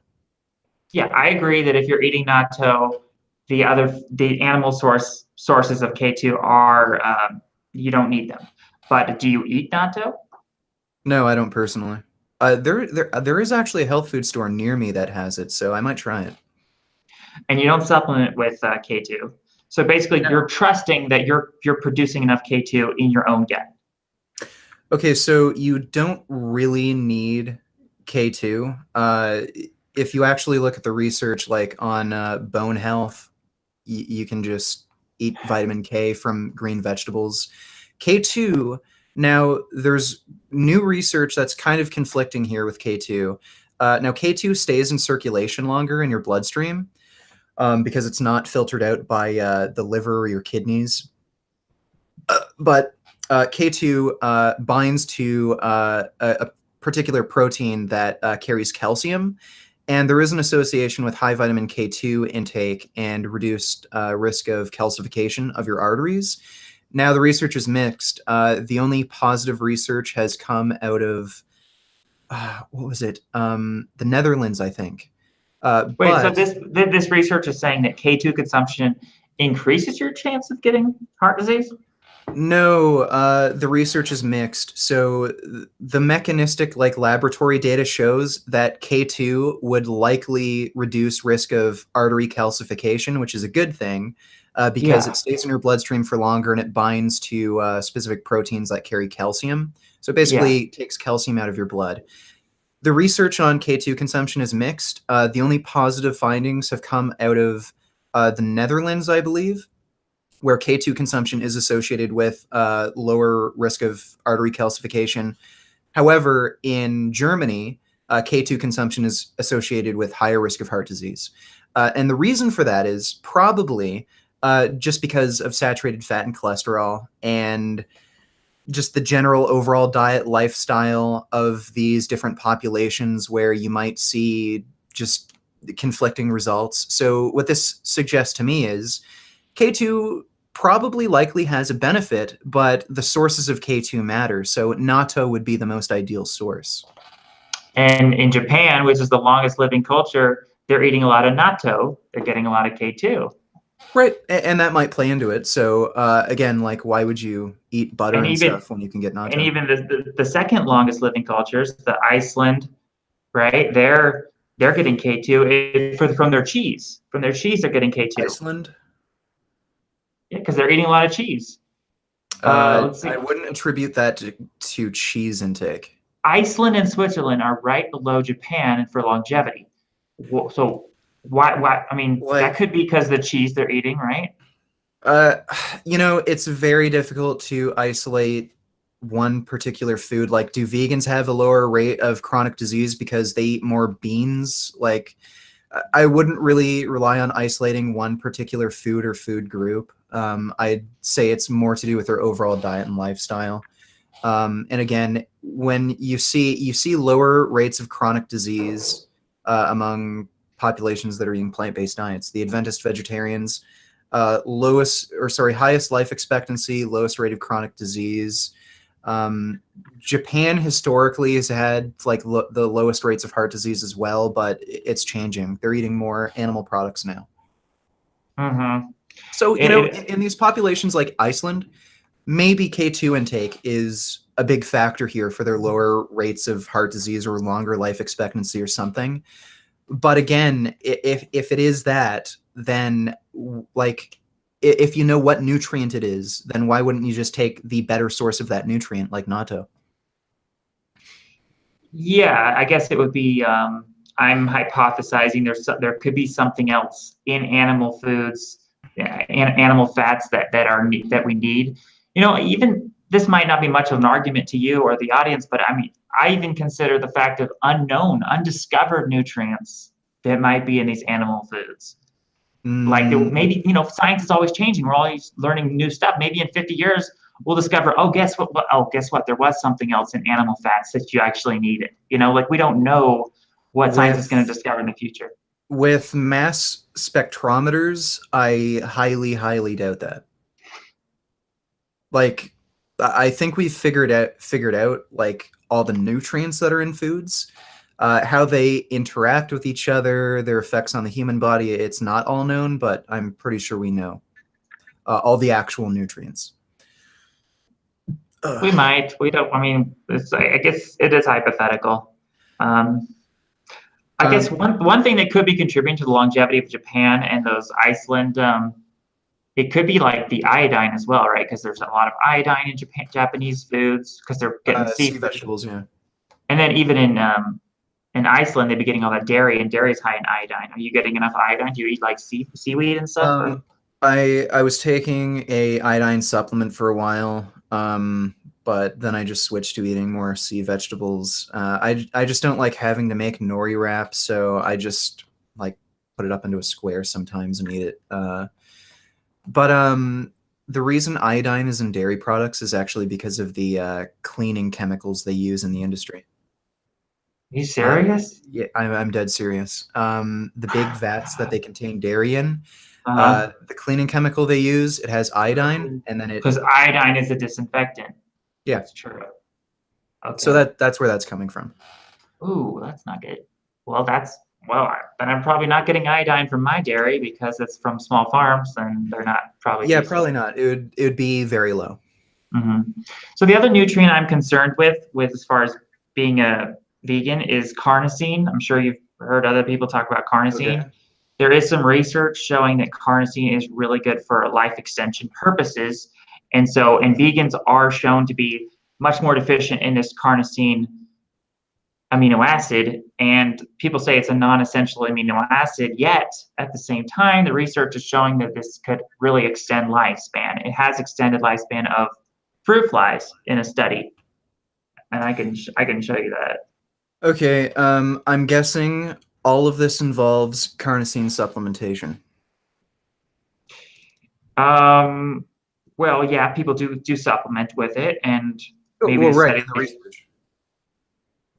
Yeah. Yeah. So why wouldn't you just take a carnosine supplement if that was a concern for you? Well, you could. I guess that's just one of these things where it's like, yeah, modern day supplements is making it easier to be a vegan, but well, here's the thing. Let's just say, for the sake of argument, there are like amino acids or individual nutrients in animal products that you can't get from plant sources that have health benefits. The thing is, like, you're not just eating carnosine when you eat meat. You're also eating things like saturated fat, cholesterol that you don't want, maybe heme iron, things like that. So yeah, there are definitely benefits to consuming supplements. I've also seen Sean Baker make these same sort of claims where he was saying, it doesn't matter that my testosterone levels are so low because apparently carnitine increases testosterone receptor sites or something. So even though he has low testosterone, it's like the same as having normal testosterone. Well, the research he's referencing, it's all conducted on supplements.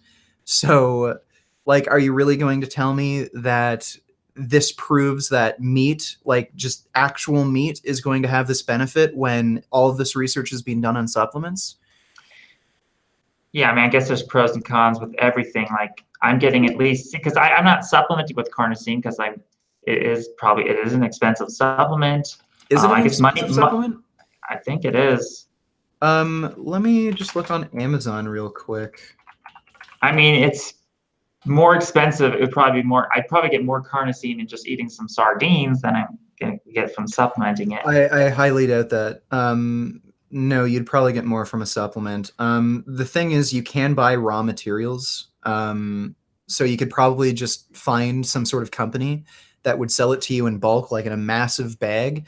It might cost like $200 or $300, but like that's an amount that would last you for like 10 years. So like I'm looking on Amazon real quick here. 180 count, 500 milligram capsules, and they say a serving size is 1,000 milligrams. So 1 gram of carnosine. It's $30. You could probably just buy it in bulk and get a massive bag. And then there's creatine. That's the same kind of situation with carnosine. And it's like, you see how like the list goes on, and then there's like, eventually to be a vegan and to do it ideally, you need to be supplementing with all these different supplements. No. Like again, creatine isn't really an essential nutrient. There is, listen, there is research showing that I think vegetarians who took a creatine supplement, they had a boost in cognitive function. Now, the meat eaters who took the creatine supplement, they had no benefit. But after the vegetarians took the creatine supplement, they got ahead of the meat eaters. So what that suggests is your body actually becomes less sensitive to creatine once you've adapted to eating it all the time. So again, I think this pretty much shows that supplementation is probably preferred, and doing it sort of infrequently, like maybe go on it for a bit, go off it for a bit. And again, you're not just getting creatine from eating meat. It's all the other bad things you don't want, like saturated fat and cholesterol. And look, being healthy is hard, and I personally don't think it matters that you supplement creatine or carnitine or whatever. But like being healthy is hard to begin with. So like, I just don't see the issue of taking like an extra supplement if you really think it's going to help you.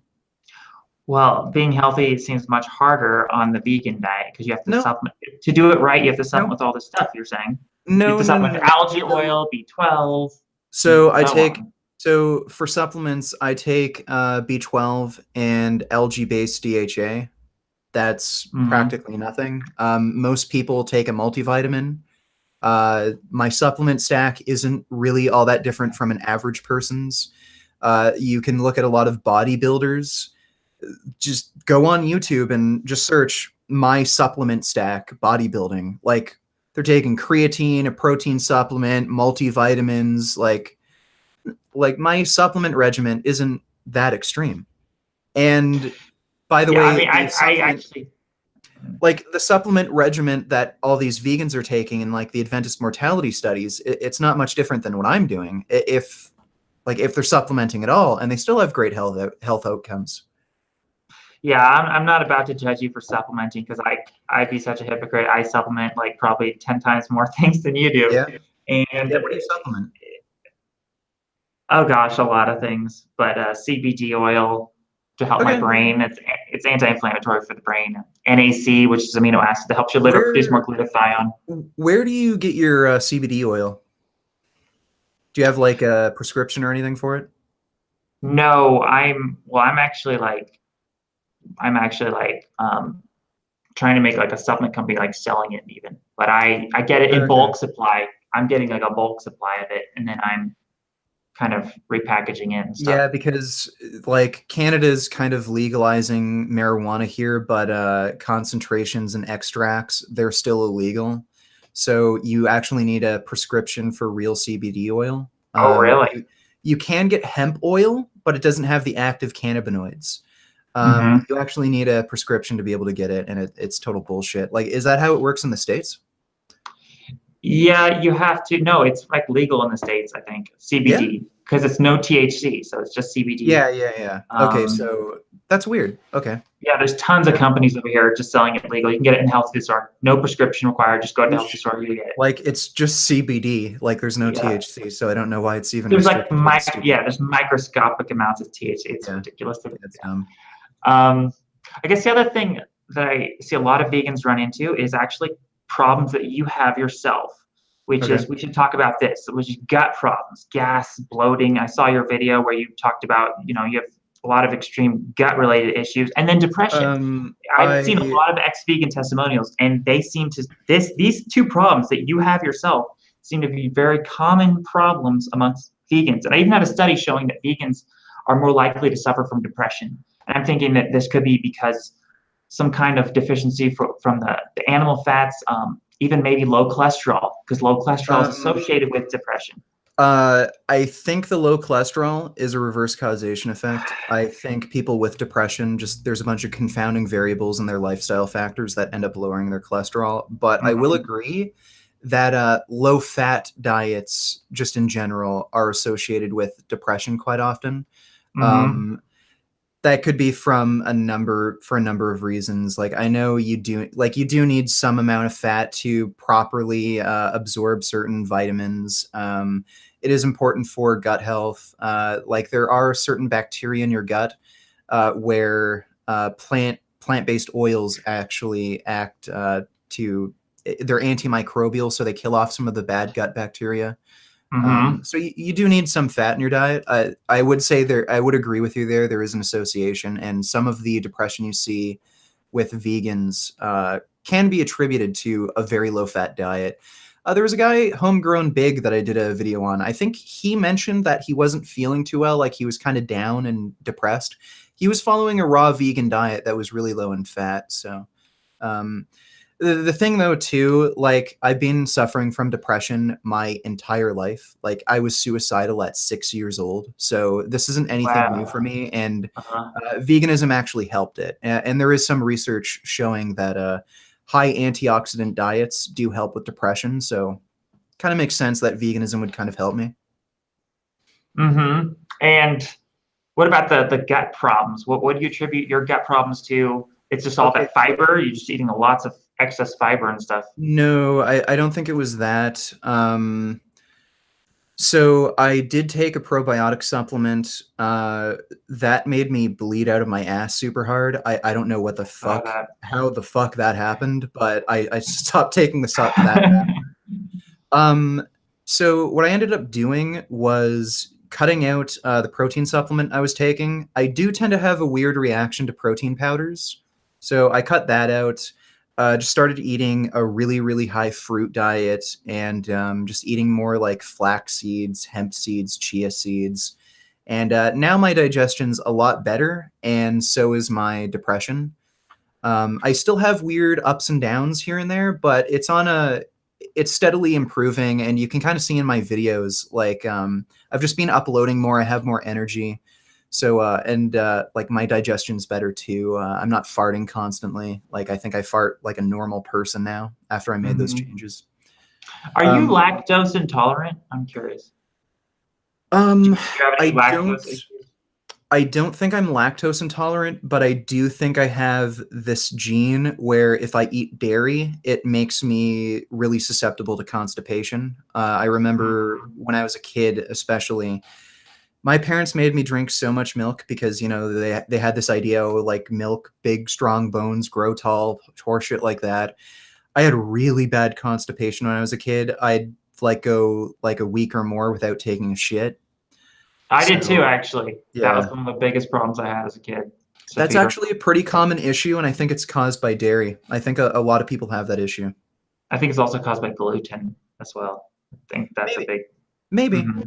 But have you ever tried raw milk? Because I would challenge you to try drinking a glass of raw milk. Because at this point, there's no way I'm going to do it. Just for ethical reasons. That could literally... But what's the ethical concern, though, if you're visiting the cow and it's this cow is being treated very nicely, Because if you were just to eat some raw milk for like a week, like a glass a day for a week, you'd probably solve a lot of your gut issues. You might even solve I bet you would solve your depression. It's very powerful for this stuff. It's way powerful than these stupid probiotics you are taking that make you bleed and stuff. Raw milk Okay. heals so many illnesses. It's been shown, like so many people, so many Oh, okay. testimonials. That's a rather dubious claim, but I'll tell you why I just wouldn't drink milk. Even if you could convince me of the health benefits, I just wouldn't do it. For one thing, I don't think my life is that valuable where I'd like sacrifice an animal or exploit it just for my own personal benefit. Now, there's practical issues with the dairy industry. Like, look, you have to keep a cow pregnant in order for it to produce milk. And you could argue that, okay, on an Amish farm that'll give you raw milk or whatever, it's not a factory farming situation. Okay, well, they'll let this cow grow up or whatever. Look, they're still going to fucking kill it. I actually know around this area, there are Amish farmers in Guelph.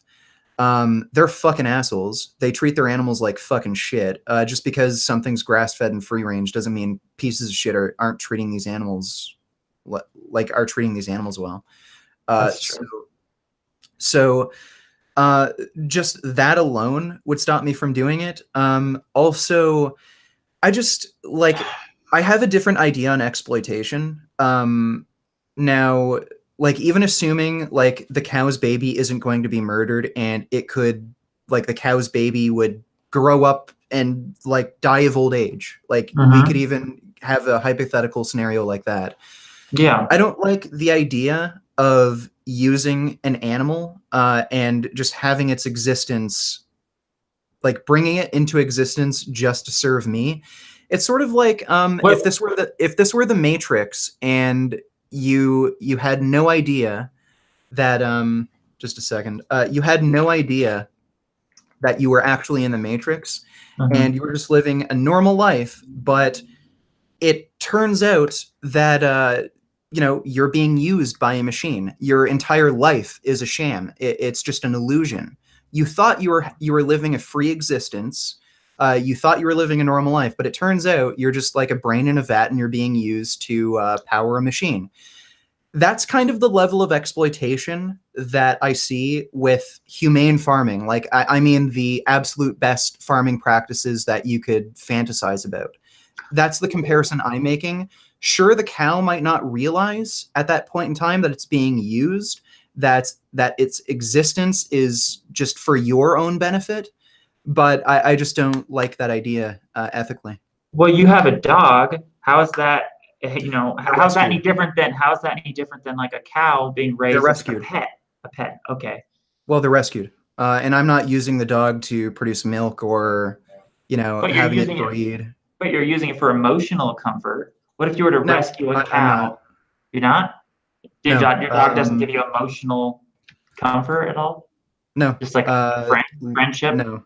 No. Companionship? Now, Jasmine, she's actually the one, my wife, who has the idea of getting these animals. That might be the case for her, but really, if the animals weren't benefiting from her getting them, she wouldn't do it. The only reason she gets these animals is because she feels bad for them.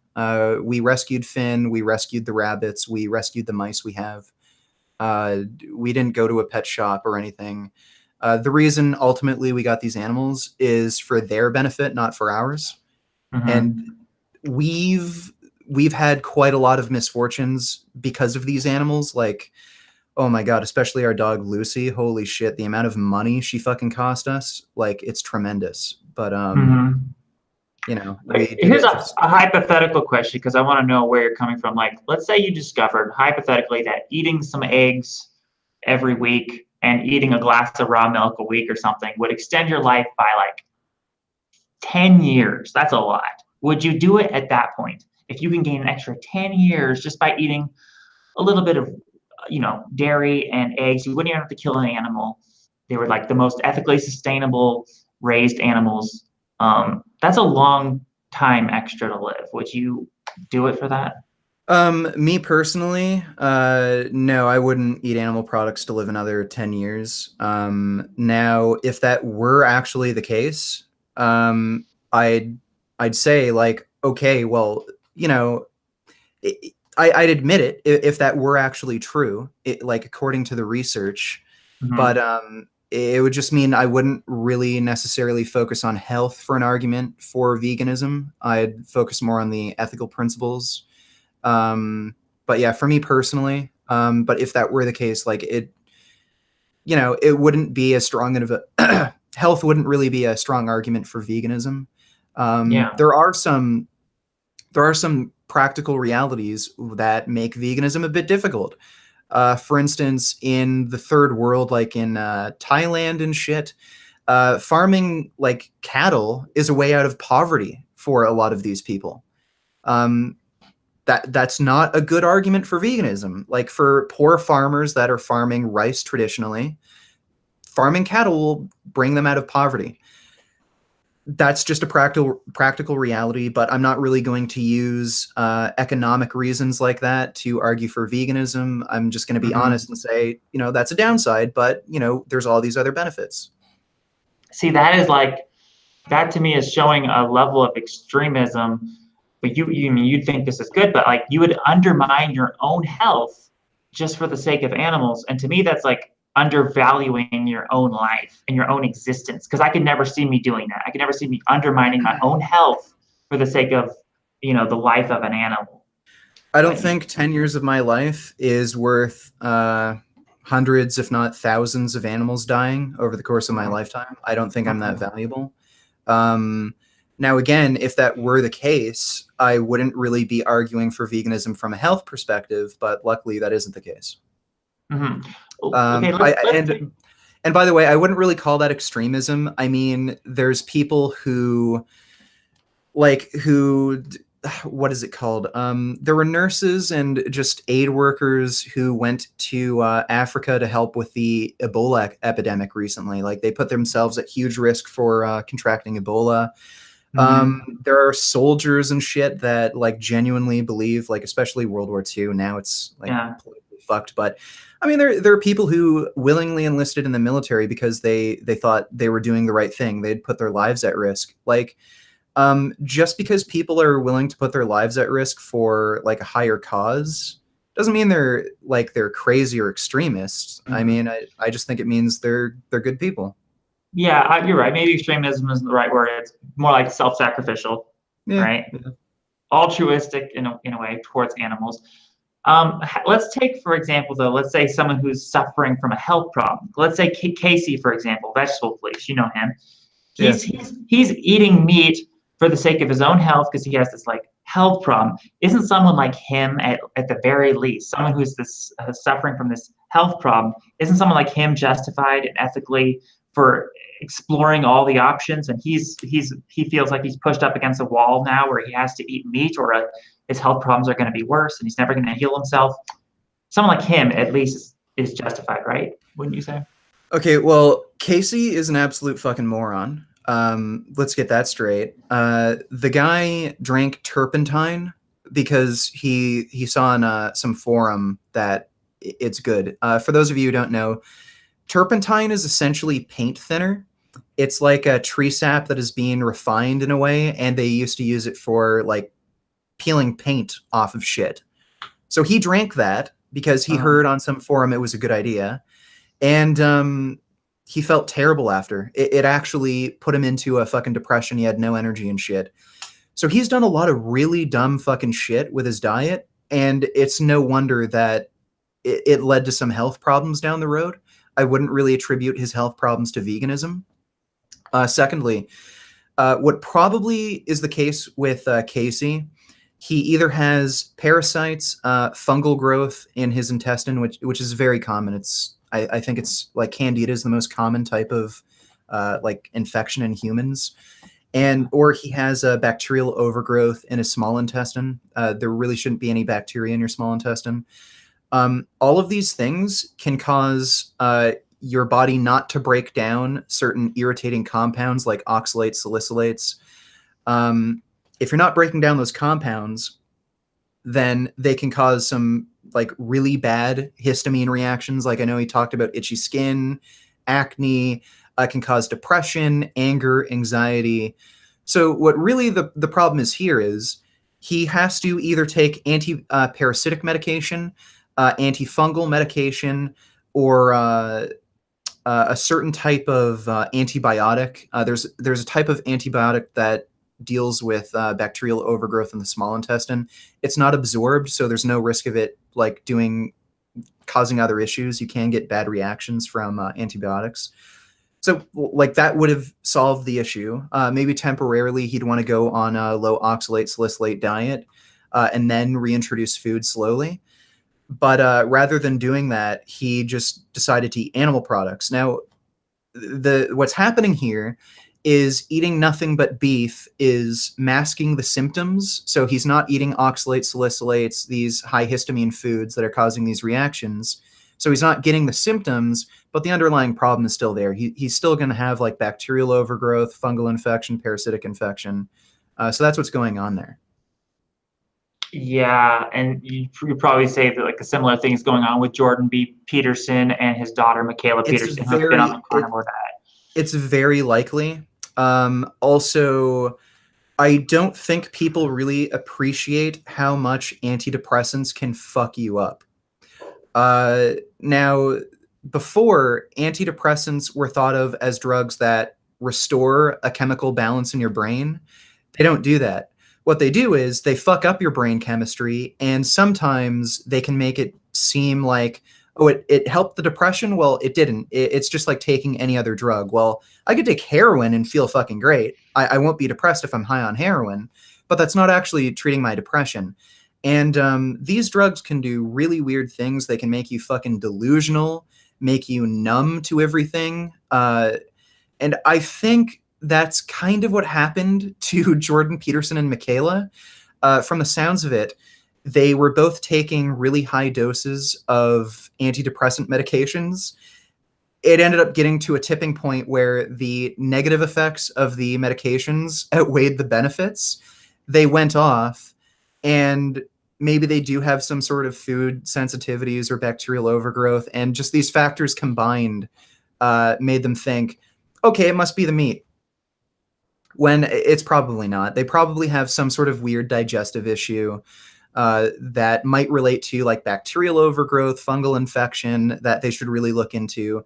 I will agree, maybe some people do have just weird allergic reactions to certain foods. Like, hey, maybe broccoli does trigger something for her, but eating an all-meat diet definitely isn't the best way to go about dealing with this. Yeah, I agree that there's other ways they should have looked into healing their gut more. Yeah.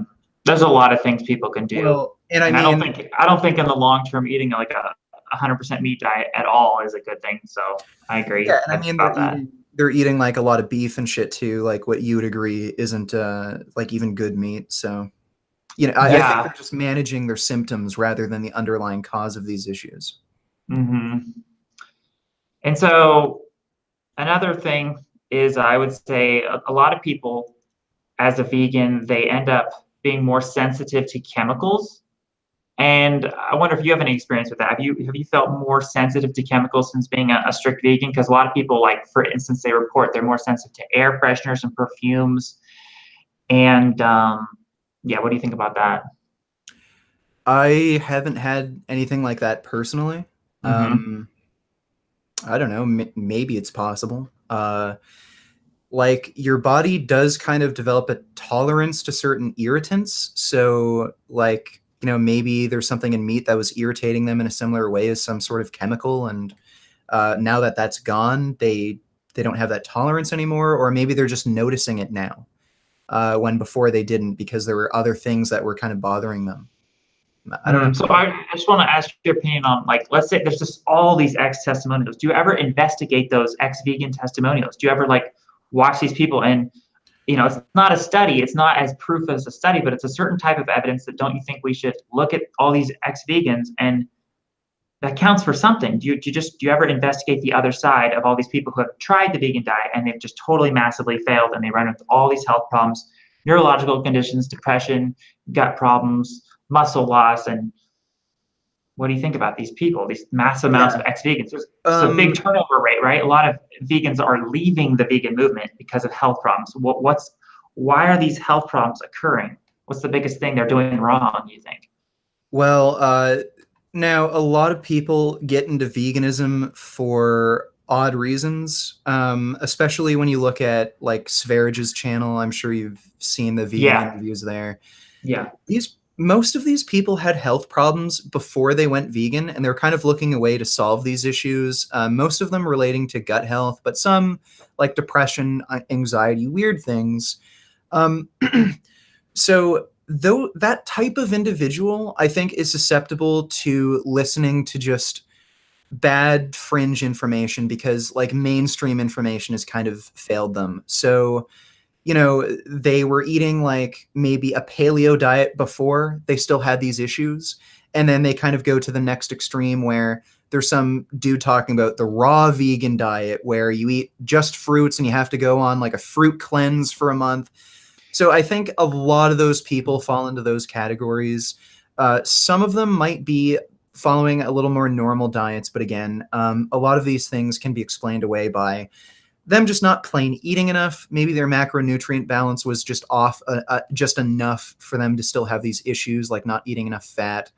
And that can be a problem. Like I wasn't eating enough fat for quite a while when I was vegan, just because, like it's a little bit you have to kind of go a bit out of your way. I'm not like the type of person to just snack on nuts. So I just had to add like seeds and shit to my oatmeal, and then I was fine.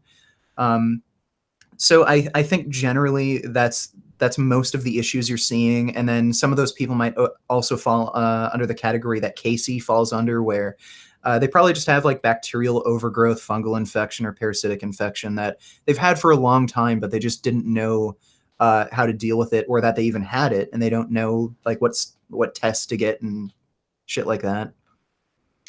Yeah, that's probably very true. And yeah, I can't really argue with that. I mean, all vegan diets are not created equal, and maybe they're not even supplementing like the way you'd think they should be supplementing with this algae-based DHA, which can make a huge difference. Oh, by the way, women in particular, they might have an especially bad problem because recently they found birth control pills.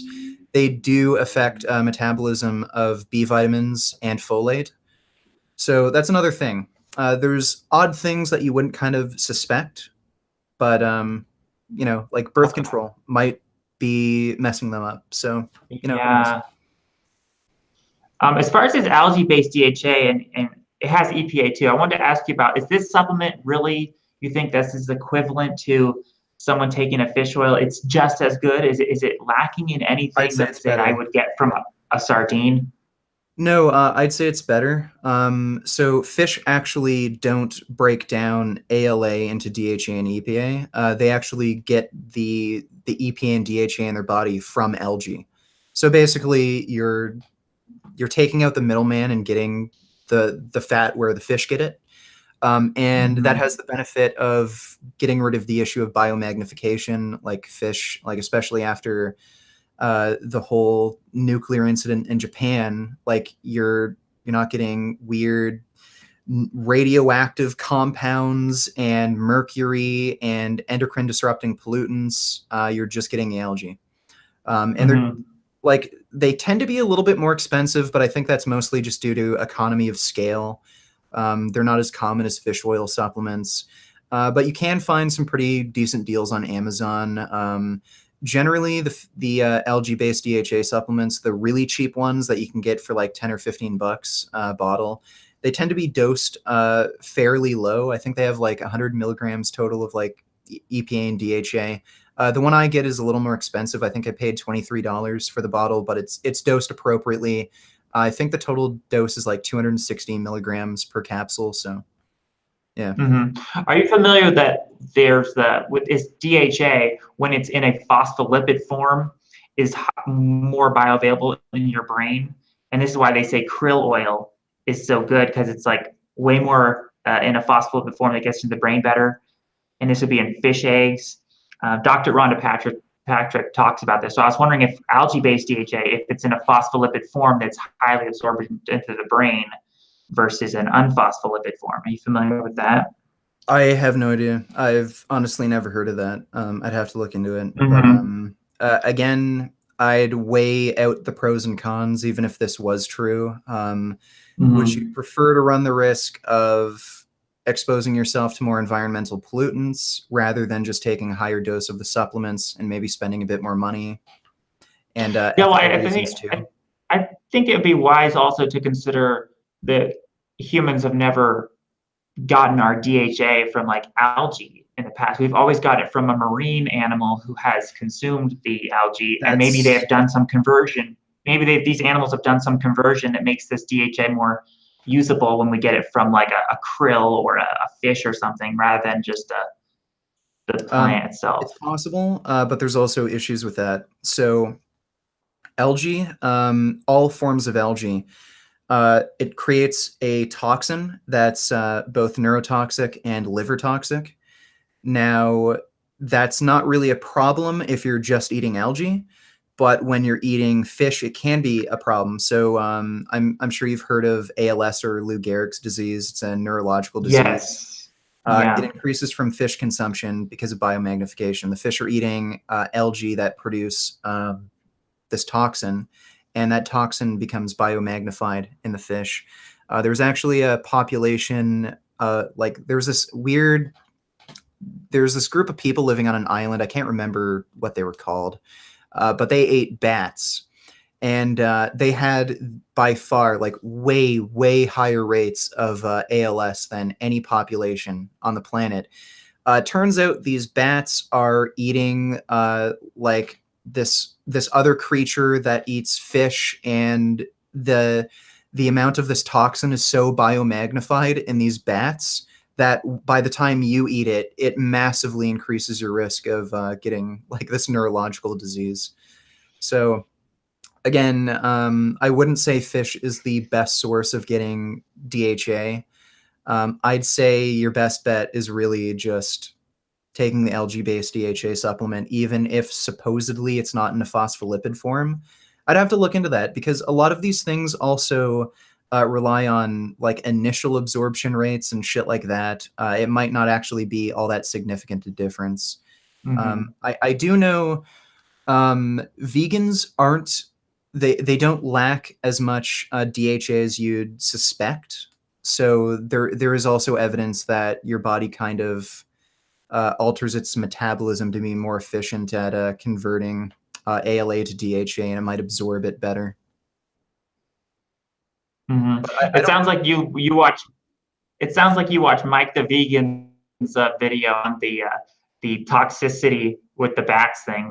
He has a video about that caused the ALS. I didn't see Mike's video, but I saw Dr. Michael Greger's video on that. Oh, okay, because they had a very similar. They laid out the same case. So we talked about like fish. Is there any lower level of life form where you think there'd be just no ethical problem? Let's say like it's a clam or even a little krill. Are you worried about the life of a little krill or an ant? I mean, is there any level where the life form, is there any threshold where it's like, okay, fine, that's low enough where it's like, that's not an issue. It's a little tiny insect. You're not going to judge people for eating an ant. Is there anything like that? Well, here's the thing. It's a quote from my favorite manga, Berserk. If you're worried about stepping on ants, you won't be able to walk. Now, wait. You're breaking up there. Say that again. I said, if you're worried about stepping on ants, you won't be able to walk. So, like, look, if I'm on my motorcycle, I know, like, there's going to be some insects that fly into my helmet, and they're going to be dead. That's kind of an inevitable consequence of my life. Like, there's no way of going through life without killing an insect. But the thing is, it's when you go out of your way to kill an insect. I don't care if it's even as insignificant of a life form as an ant. If you go out of your way to kill it, I think that's really horribly wrong. What are, like, really on the cosmic scale, are you any more valuable than an ant? I'm sure there's a creature a lot more valuable. I am sure there's a creature that sees you as an ant. So, like, if you can recognize that these creatures can experience well-being, that they are sentient and they can experience pain and suffering and they have a will to live, why would you go out of your way to hurt them? It's just doesn't make any sense. Now, if I were to drive a car and I knew for a fact, like if I had a crystal ball and I knew if I were to go out and drive a car today, I would hit a person, I wouldn't drive that day. But the thing is, like, I know I'm going to end up killing insects while I'm driving, but like you have to be able to live. So on that level, yeah, I do consider humans a lot more valuable, obviously. But when you go out of your way to kill even insignificant life forms, I just think that's wrong.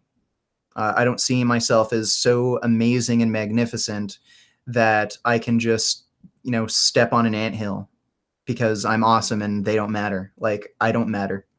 So why would I say they just don't matter at all? Well, but stepping on an anthill would be different than like eating a bunch of ants or krill if you thought Right. that it could help, it could extend your life or benefit your health in some way. I know it's a little different, but I don't see it that way. Like, I don't see how eating ants would extend my life. So, So like you never answered my supplement question. Like, let's say people in the past who they didn't have all these advanced supplements you have, they didn't even have B12 supplements or Sure. DHA algae supplements. Would those people, in the very least, would they be ethically justified in eating some animal products? Our Yeah. ancestors. If of the they past. absolutely had to survive, then yeah. I know.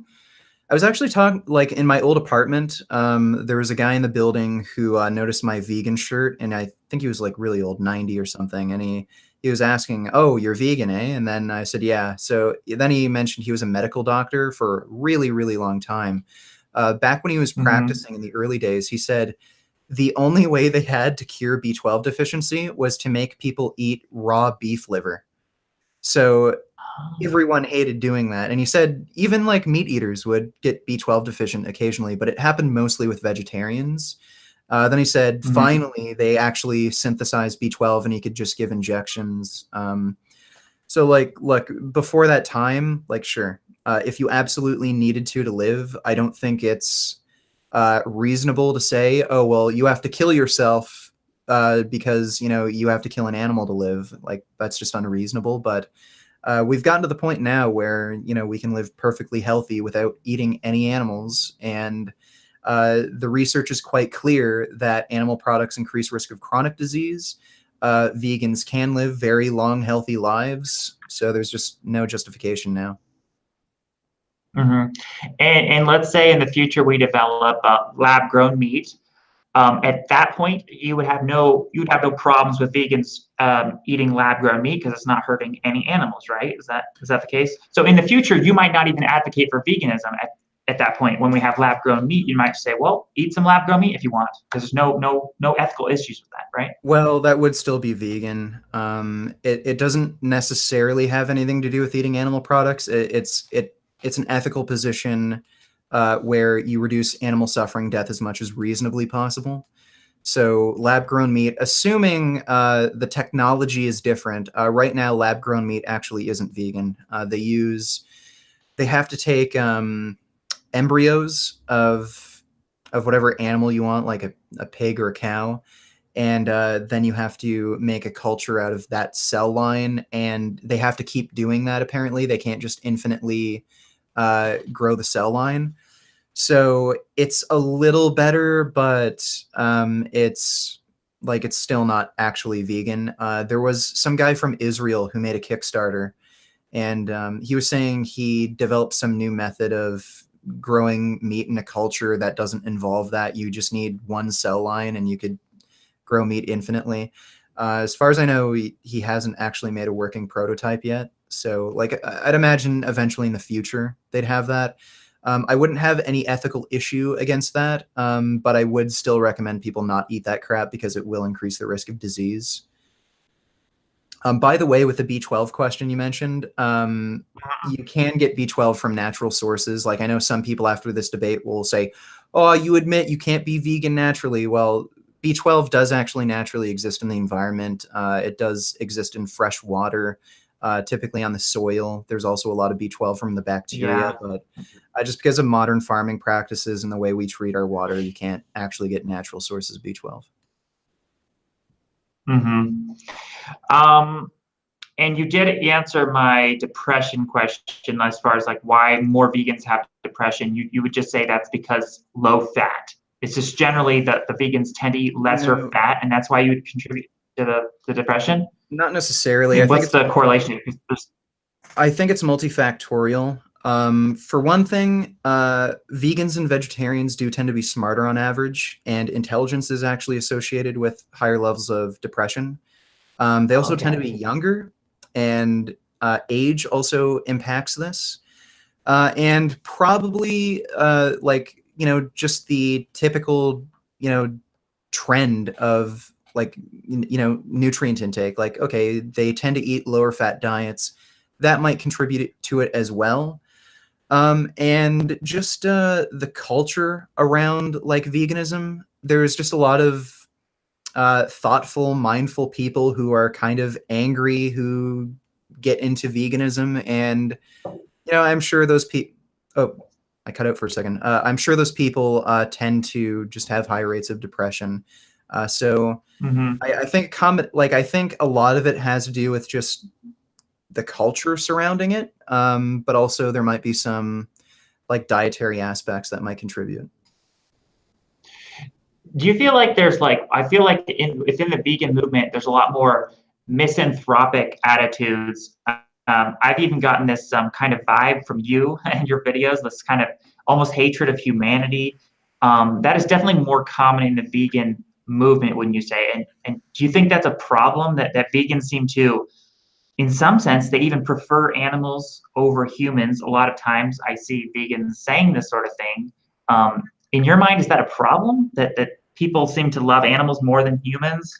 Sometimes? Here's the thing, people do this a lot where they also conflate veganism with like social justice, like feminism and shit. The thing is, any kind of like left-wing leaning group, you're going to find these trends. I mean, you can find the same trends in the atheist sort of category where, yeah, they tend to be misanthropic. They tend to kind of be nihilist.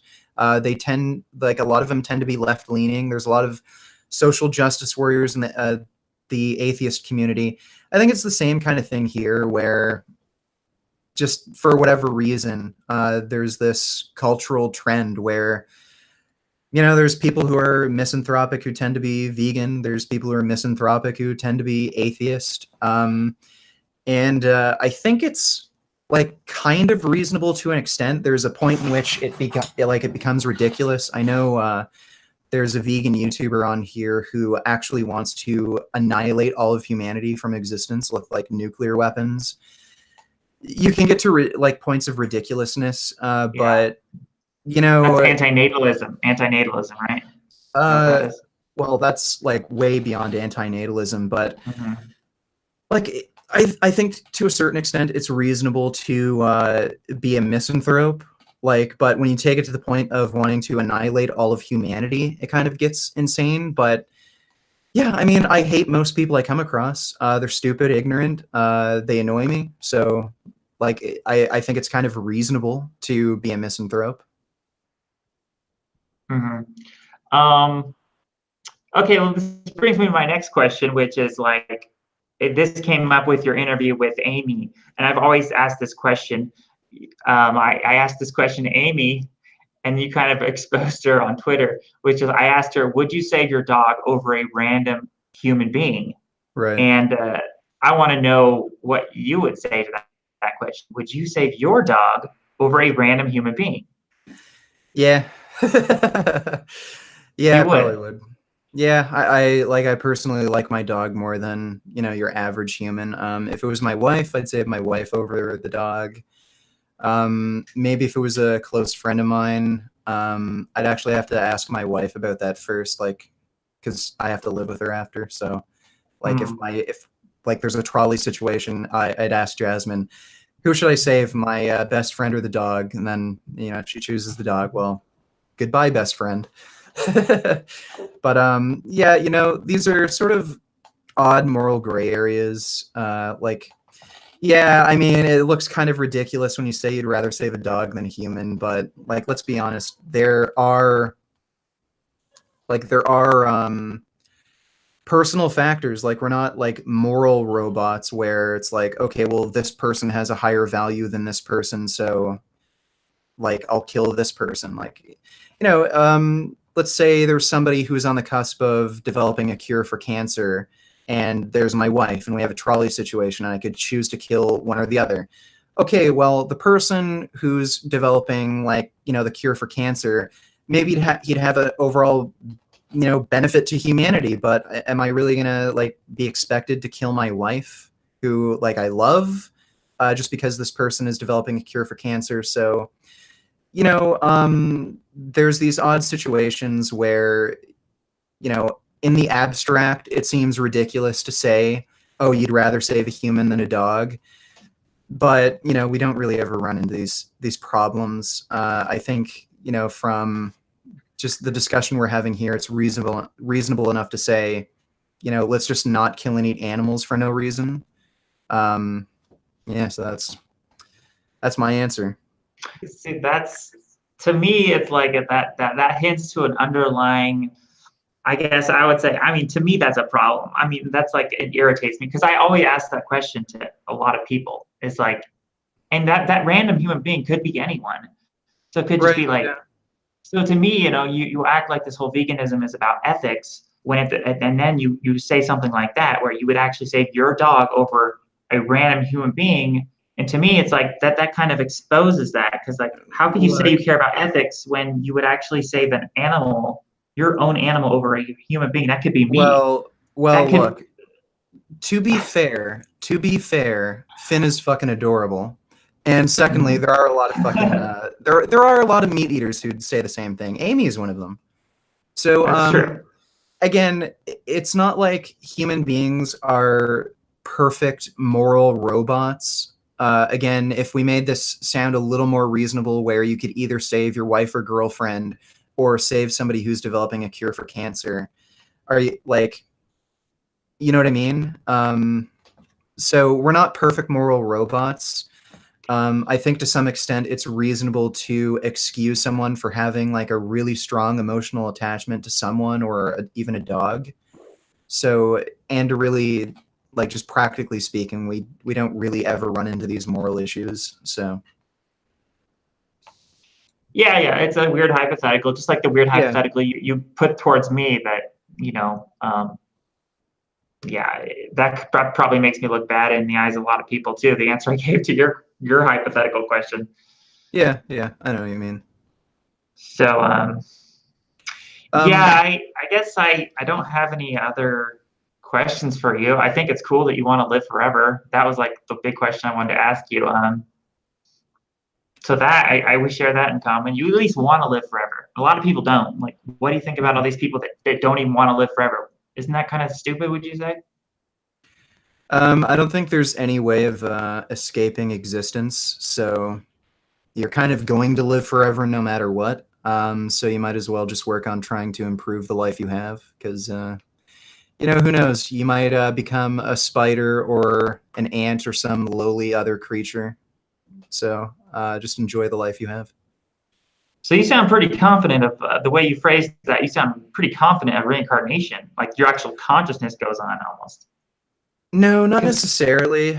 I'm not saying that your actual consciousness, like, you're just saying that the matter, that makes you gets recycled or whatever. You kind of become all the other organisms on the planet. So you might as well try to live as long with the life you have, because chances are it's better than how a lot of other living beings have it.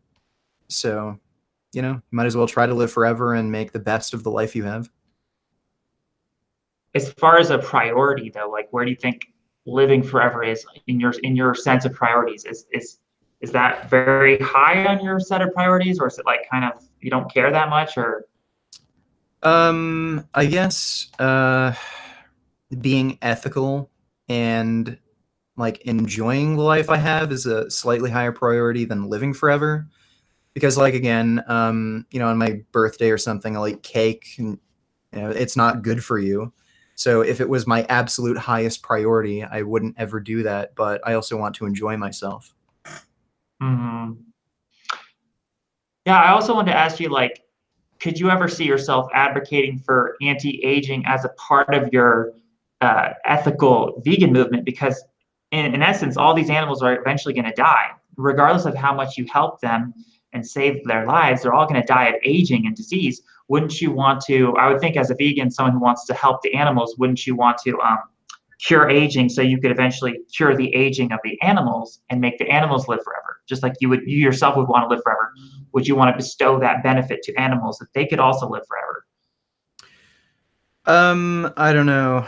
That could go down. The cultural, like, and practical implications of that could be really weird. Like, if you were to just, like, if we had a dart gun where you could shoot anti-aging serum into, like, any animal, you probably wouldn't want to do that in the wilderness because that would really fuck up the ecological balance of things, chances are. I don't even know if that's a good idea for pets. Like, it's strange. I don't know what the actual result of that would be.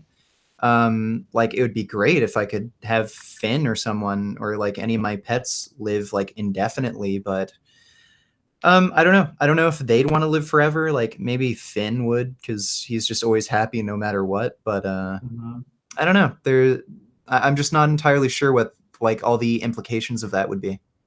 Have you ever asked Jasmine if she wants to live forever? I don't think she does. I could Really? ask her after, though. I'm not sure. Yeah, I'm not entirely sure. Yeah, that'd be an interesting question. You should also ask her if she'd save the dog, the dog over a random human. I can say with a very high degree of certainty she'd save the dog over pretty much anyone. Maybe even me. I'm not sure, though. That's crazy. You should ask her that one, like if Yeah. she'd save the Yeah. dog over you. 'Cause Yeah. I think she would. I think I have actually asked her that before, and she said she'd pick Finn over me. Yeah, our dog. wow, that's crazy. That would annoy me. That would annoy me. Really? Uh, Well, Finn That is would. fucking cute. Oh man, just the value of human life, though. Yeah. Yeah, whatever. Can't be perfect, right? So I guess Emotions get in the way of things. yeah, I guess this has turned in more of an interview than a debate. Yeah, It's yeah, fun yeah. just asking you these questions because I've known about your channel for a long time. I've wanted to ask you some of these things, and Yeah, yeah. it's great to finally get to do that. It was a good debate and discussion, though. I like how you didn't try to talk over me and horseshit me the entire time like Amy did. So I appreciate that. You're welcome. I'm glad you exposed Amy's when I can't I still have when I talk to Amy, I'm gonna have to ask her, like, what the heck? She'd rather, she says she's on team people, okay? But she'd save her dog over a random human being. To me, that's a conflict. That Right. she can't just say she's on team people. Like, I'm really on team people. If I had a pet, I would not save my pet over a random human being. But Yeah. I'm gonna have to get on her case about that. But Well, if she's claiming she's on Team People, then she really should support a vegan position because animal agriculture doesn't benefit humanity. And I pointed that out, but she tried to horseshit me the entire time. So, see, but I think there's still room for, like, we could debate about this, but I think there's still room for, like, small homestead farms, and I don't think that's gonna, like, destroy humanity. I think, like, it you wouldn't do it destroy it wouldn't destroy humanity. I agree, but I still don't think it's ethical, and I don't think it's of any benefit to us. in a sense. Like, aren't animals being treated better on these farms than they would in nature? Like, in nature, there's gonna be, like, animals just ripping these cows to shreds and, like, eating them alive, and we're giving them a good life. And then the way we kill the cows, I mean, I'm not even advocating for killing cows, but let's say people did. It's like, it's just a bolt gun to the head. It's really quick, as opposed to in nature, they're always going to be suffering. You're never going to eliminate the suffering of animals in nature. They're always going to be more in nature than they would ever suffer on a farm. That's a similar argument that I've heard some, like, really racist ethno-nationalists I've heard make. I've seen a few ethno-nationalist channels say the apartheid was justified because the overall living status of Black people was better. They were making a higher overall income and violence was less. But would you support the apartheid and take away human rights just for the sake of like improving some measures of well-being? I think people really value freedom over pretty much everything else, and I think animals do as well. So just because you're improving some measures of measures of well-being, like, okay, they're going to live longer, they're not going to have to hunt for food and shit like this. I think animals value freedom in a similar way we do. And that's why you see so many animals try to fucking escape captivity. Mm-hmm. And so, like, you're saying if your dog could survive in nature, you would kind of just let your dog go just for the sake of its own freedom? If he'd prefer, sure. But I'm not really in favor of pets to begin with for that reason, basically. I'd prefer a world where nobody owned any pets at all, and we just left animals alone and just let them live in nature the way they want to. Just because, Finn was being abused in his old home, and we rescued him, and he's living in a better situation now. But it's still not ideal. Like, if he could actually live in the wild naturally, like, he can't, obviously, because he's like a tiny dog and everything. But say if he was like a wolf, basically, I'd rather him live out in the wild where he had his own sense of freedom. He could mate with any dog he wanted. He could make his own pack, do whatever the fuck he wanted. I'd rather him live that life than like a comfortable life with us. And I'd rather live a life like that. Like, I don't want people just like, I don't want somebody ruling over me and telling me what to do, even if it would make me more money, even if like I'd live longer. I just want to be able to do what I want to do. Mm-hmm. All right, this is like a last question I'm thinking of is, if you had to choose really quickly between people and animals, which would you choose? What, to kill off? Sure. I guess people. You would act so wow. You would no, not kill off. No, sorry. I mean, I'd let them live. Oh, you'd let the people live. The reason for that is human beings are capable of they're more intelligent. They have a higher level of sentience, greater ability to experience well-being. And honestly, like, I think if we kill people off, we're just going to come back again, maybe in a slightly different form. We're just part of the evolutionary process, and you have to reach humanity, and then there's a next step. So killing us off just doesn't make any sense from an evolutionary standpoint. You're just basically losing several billion years of evolution.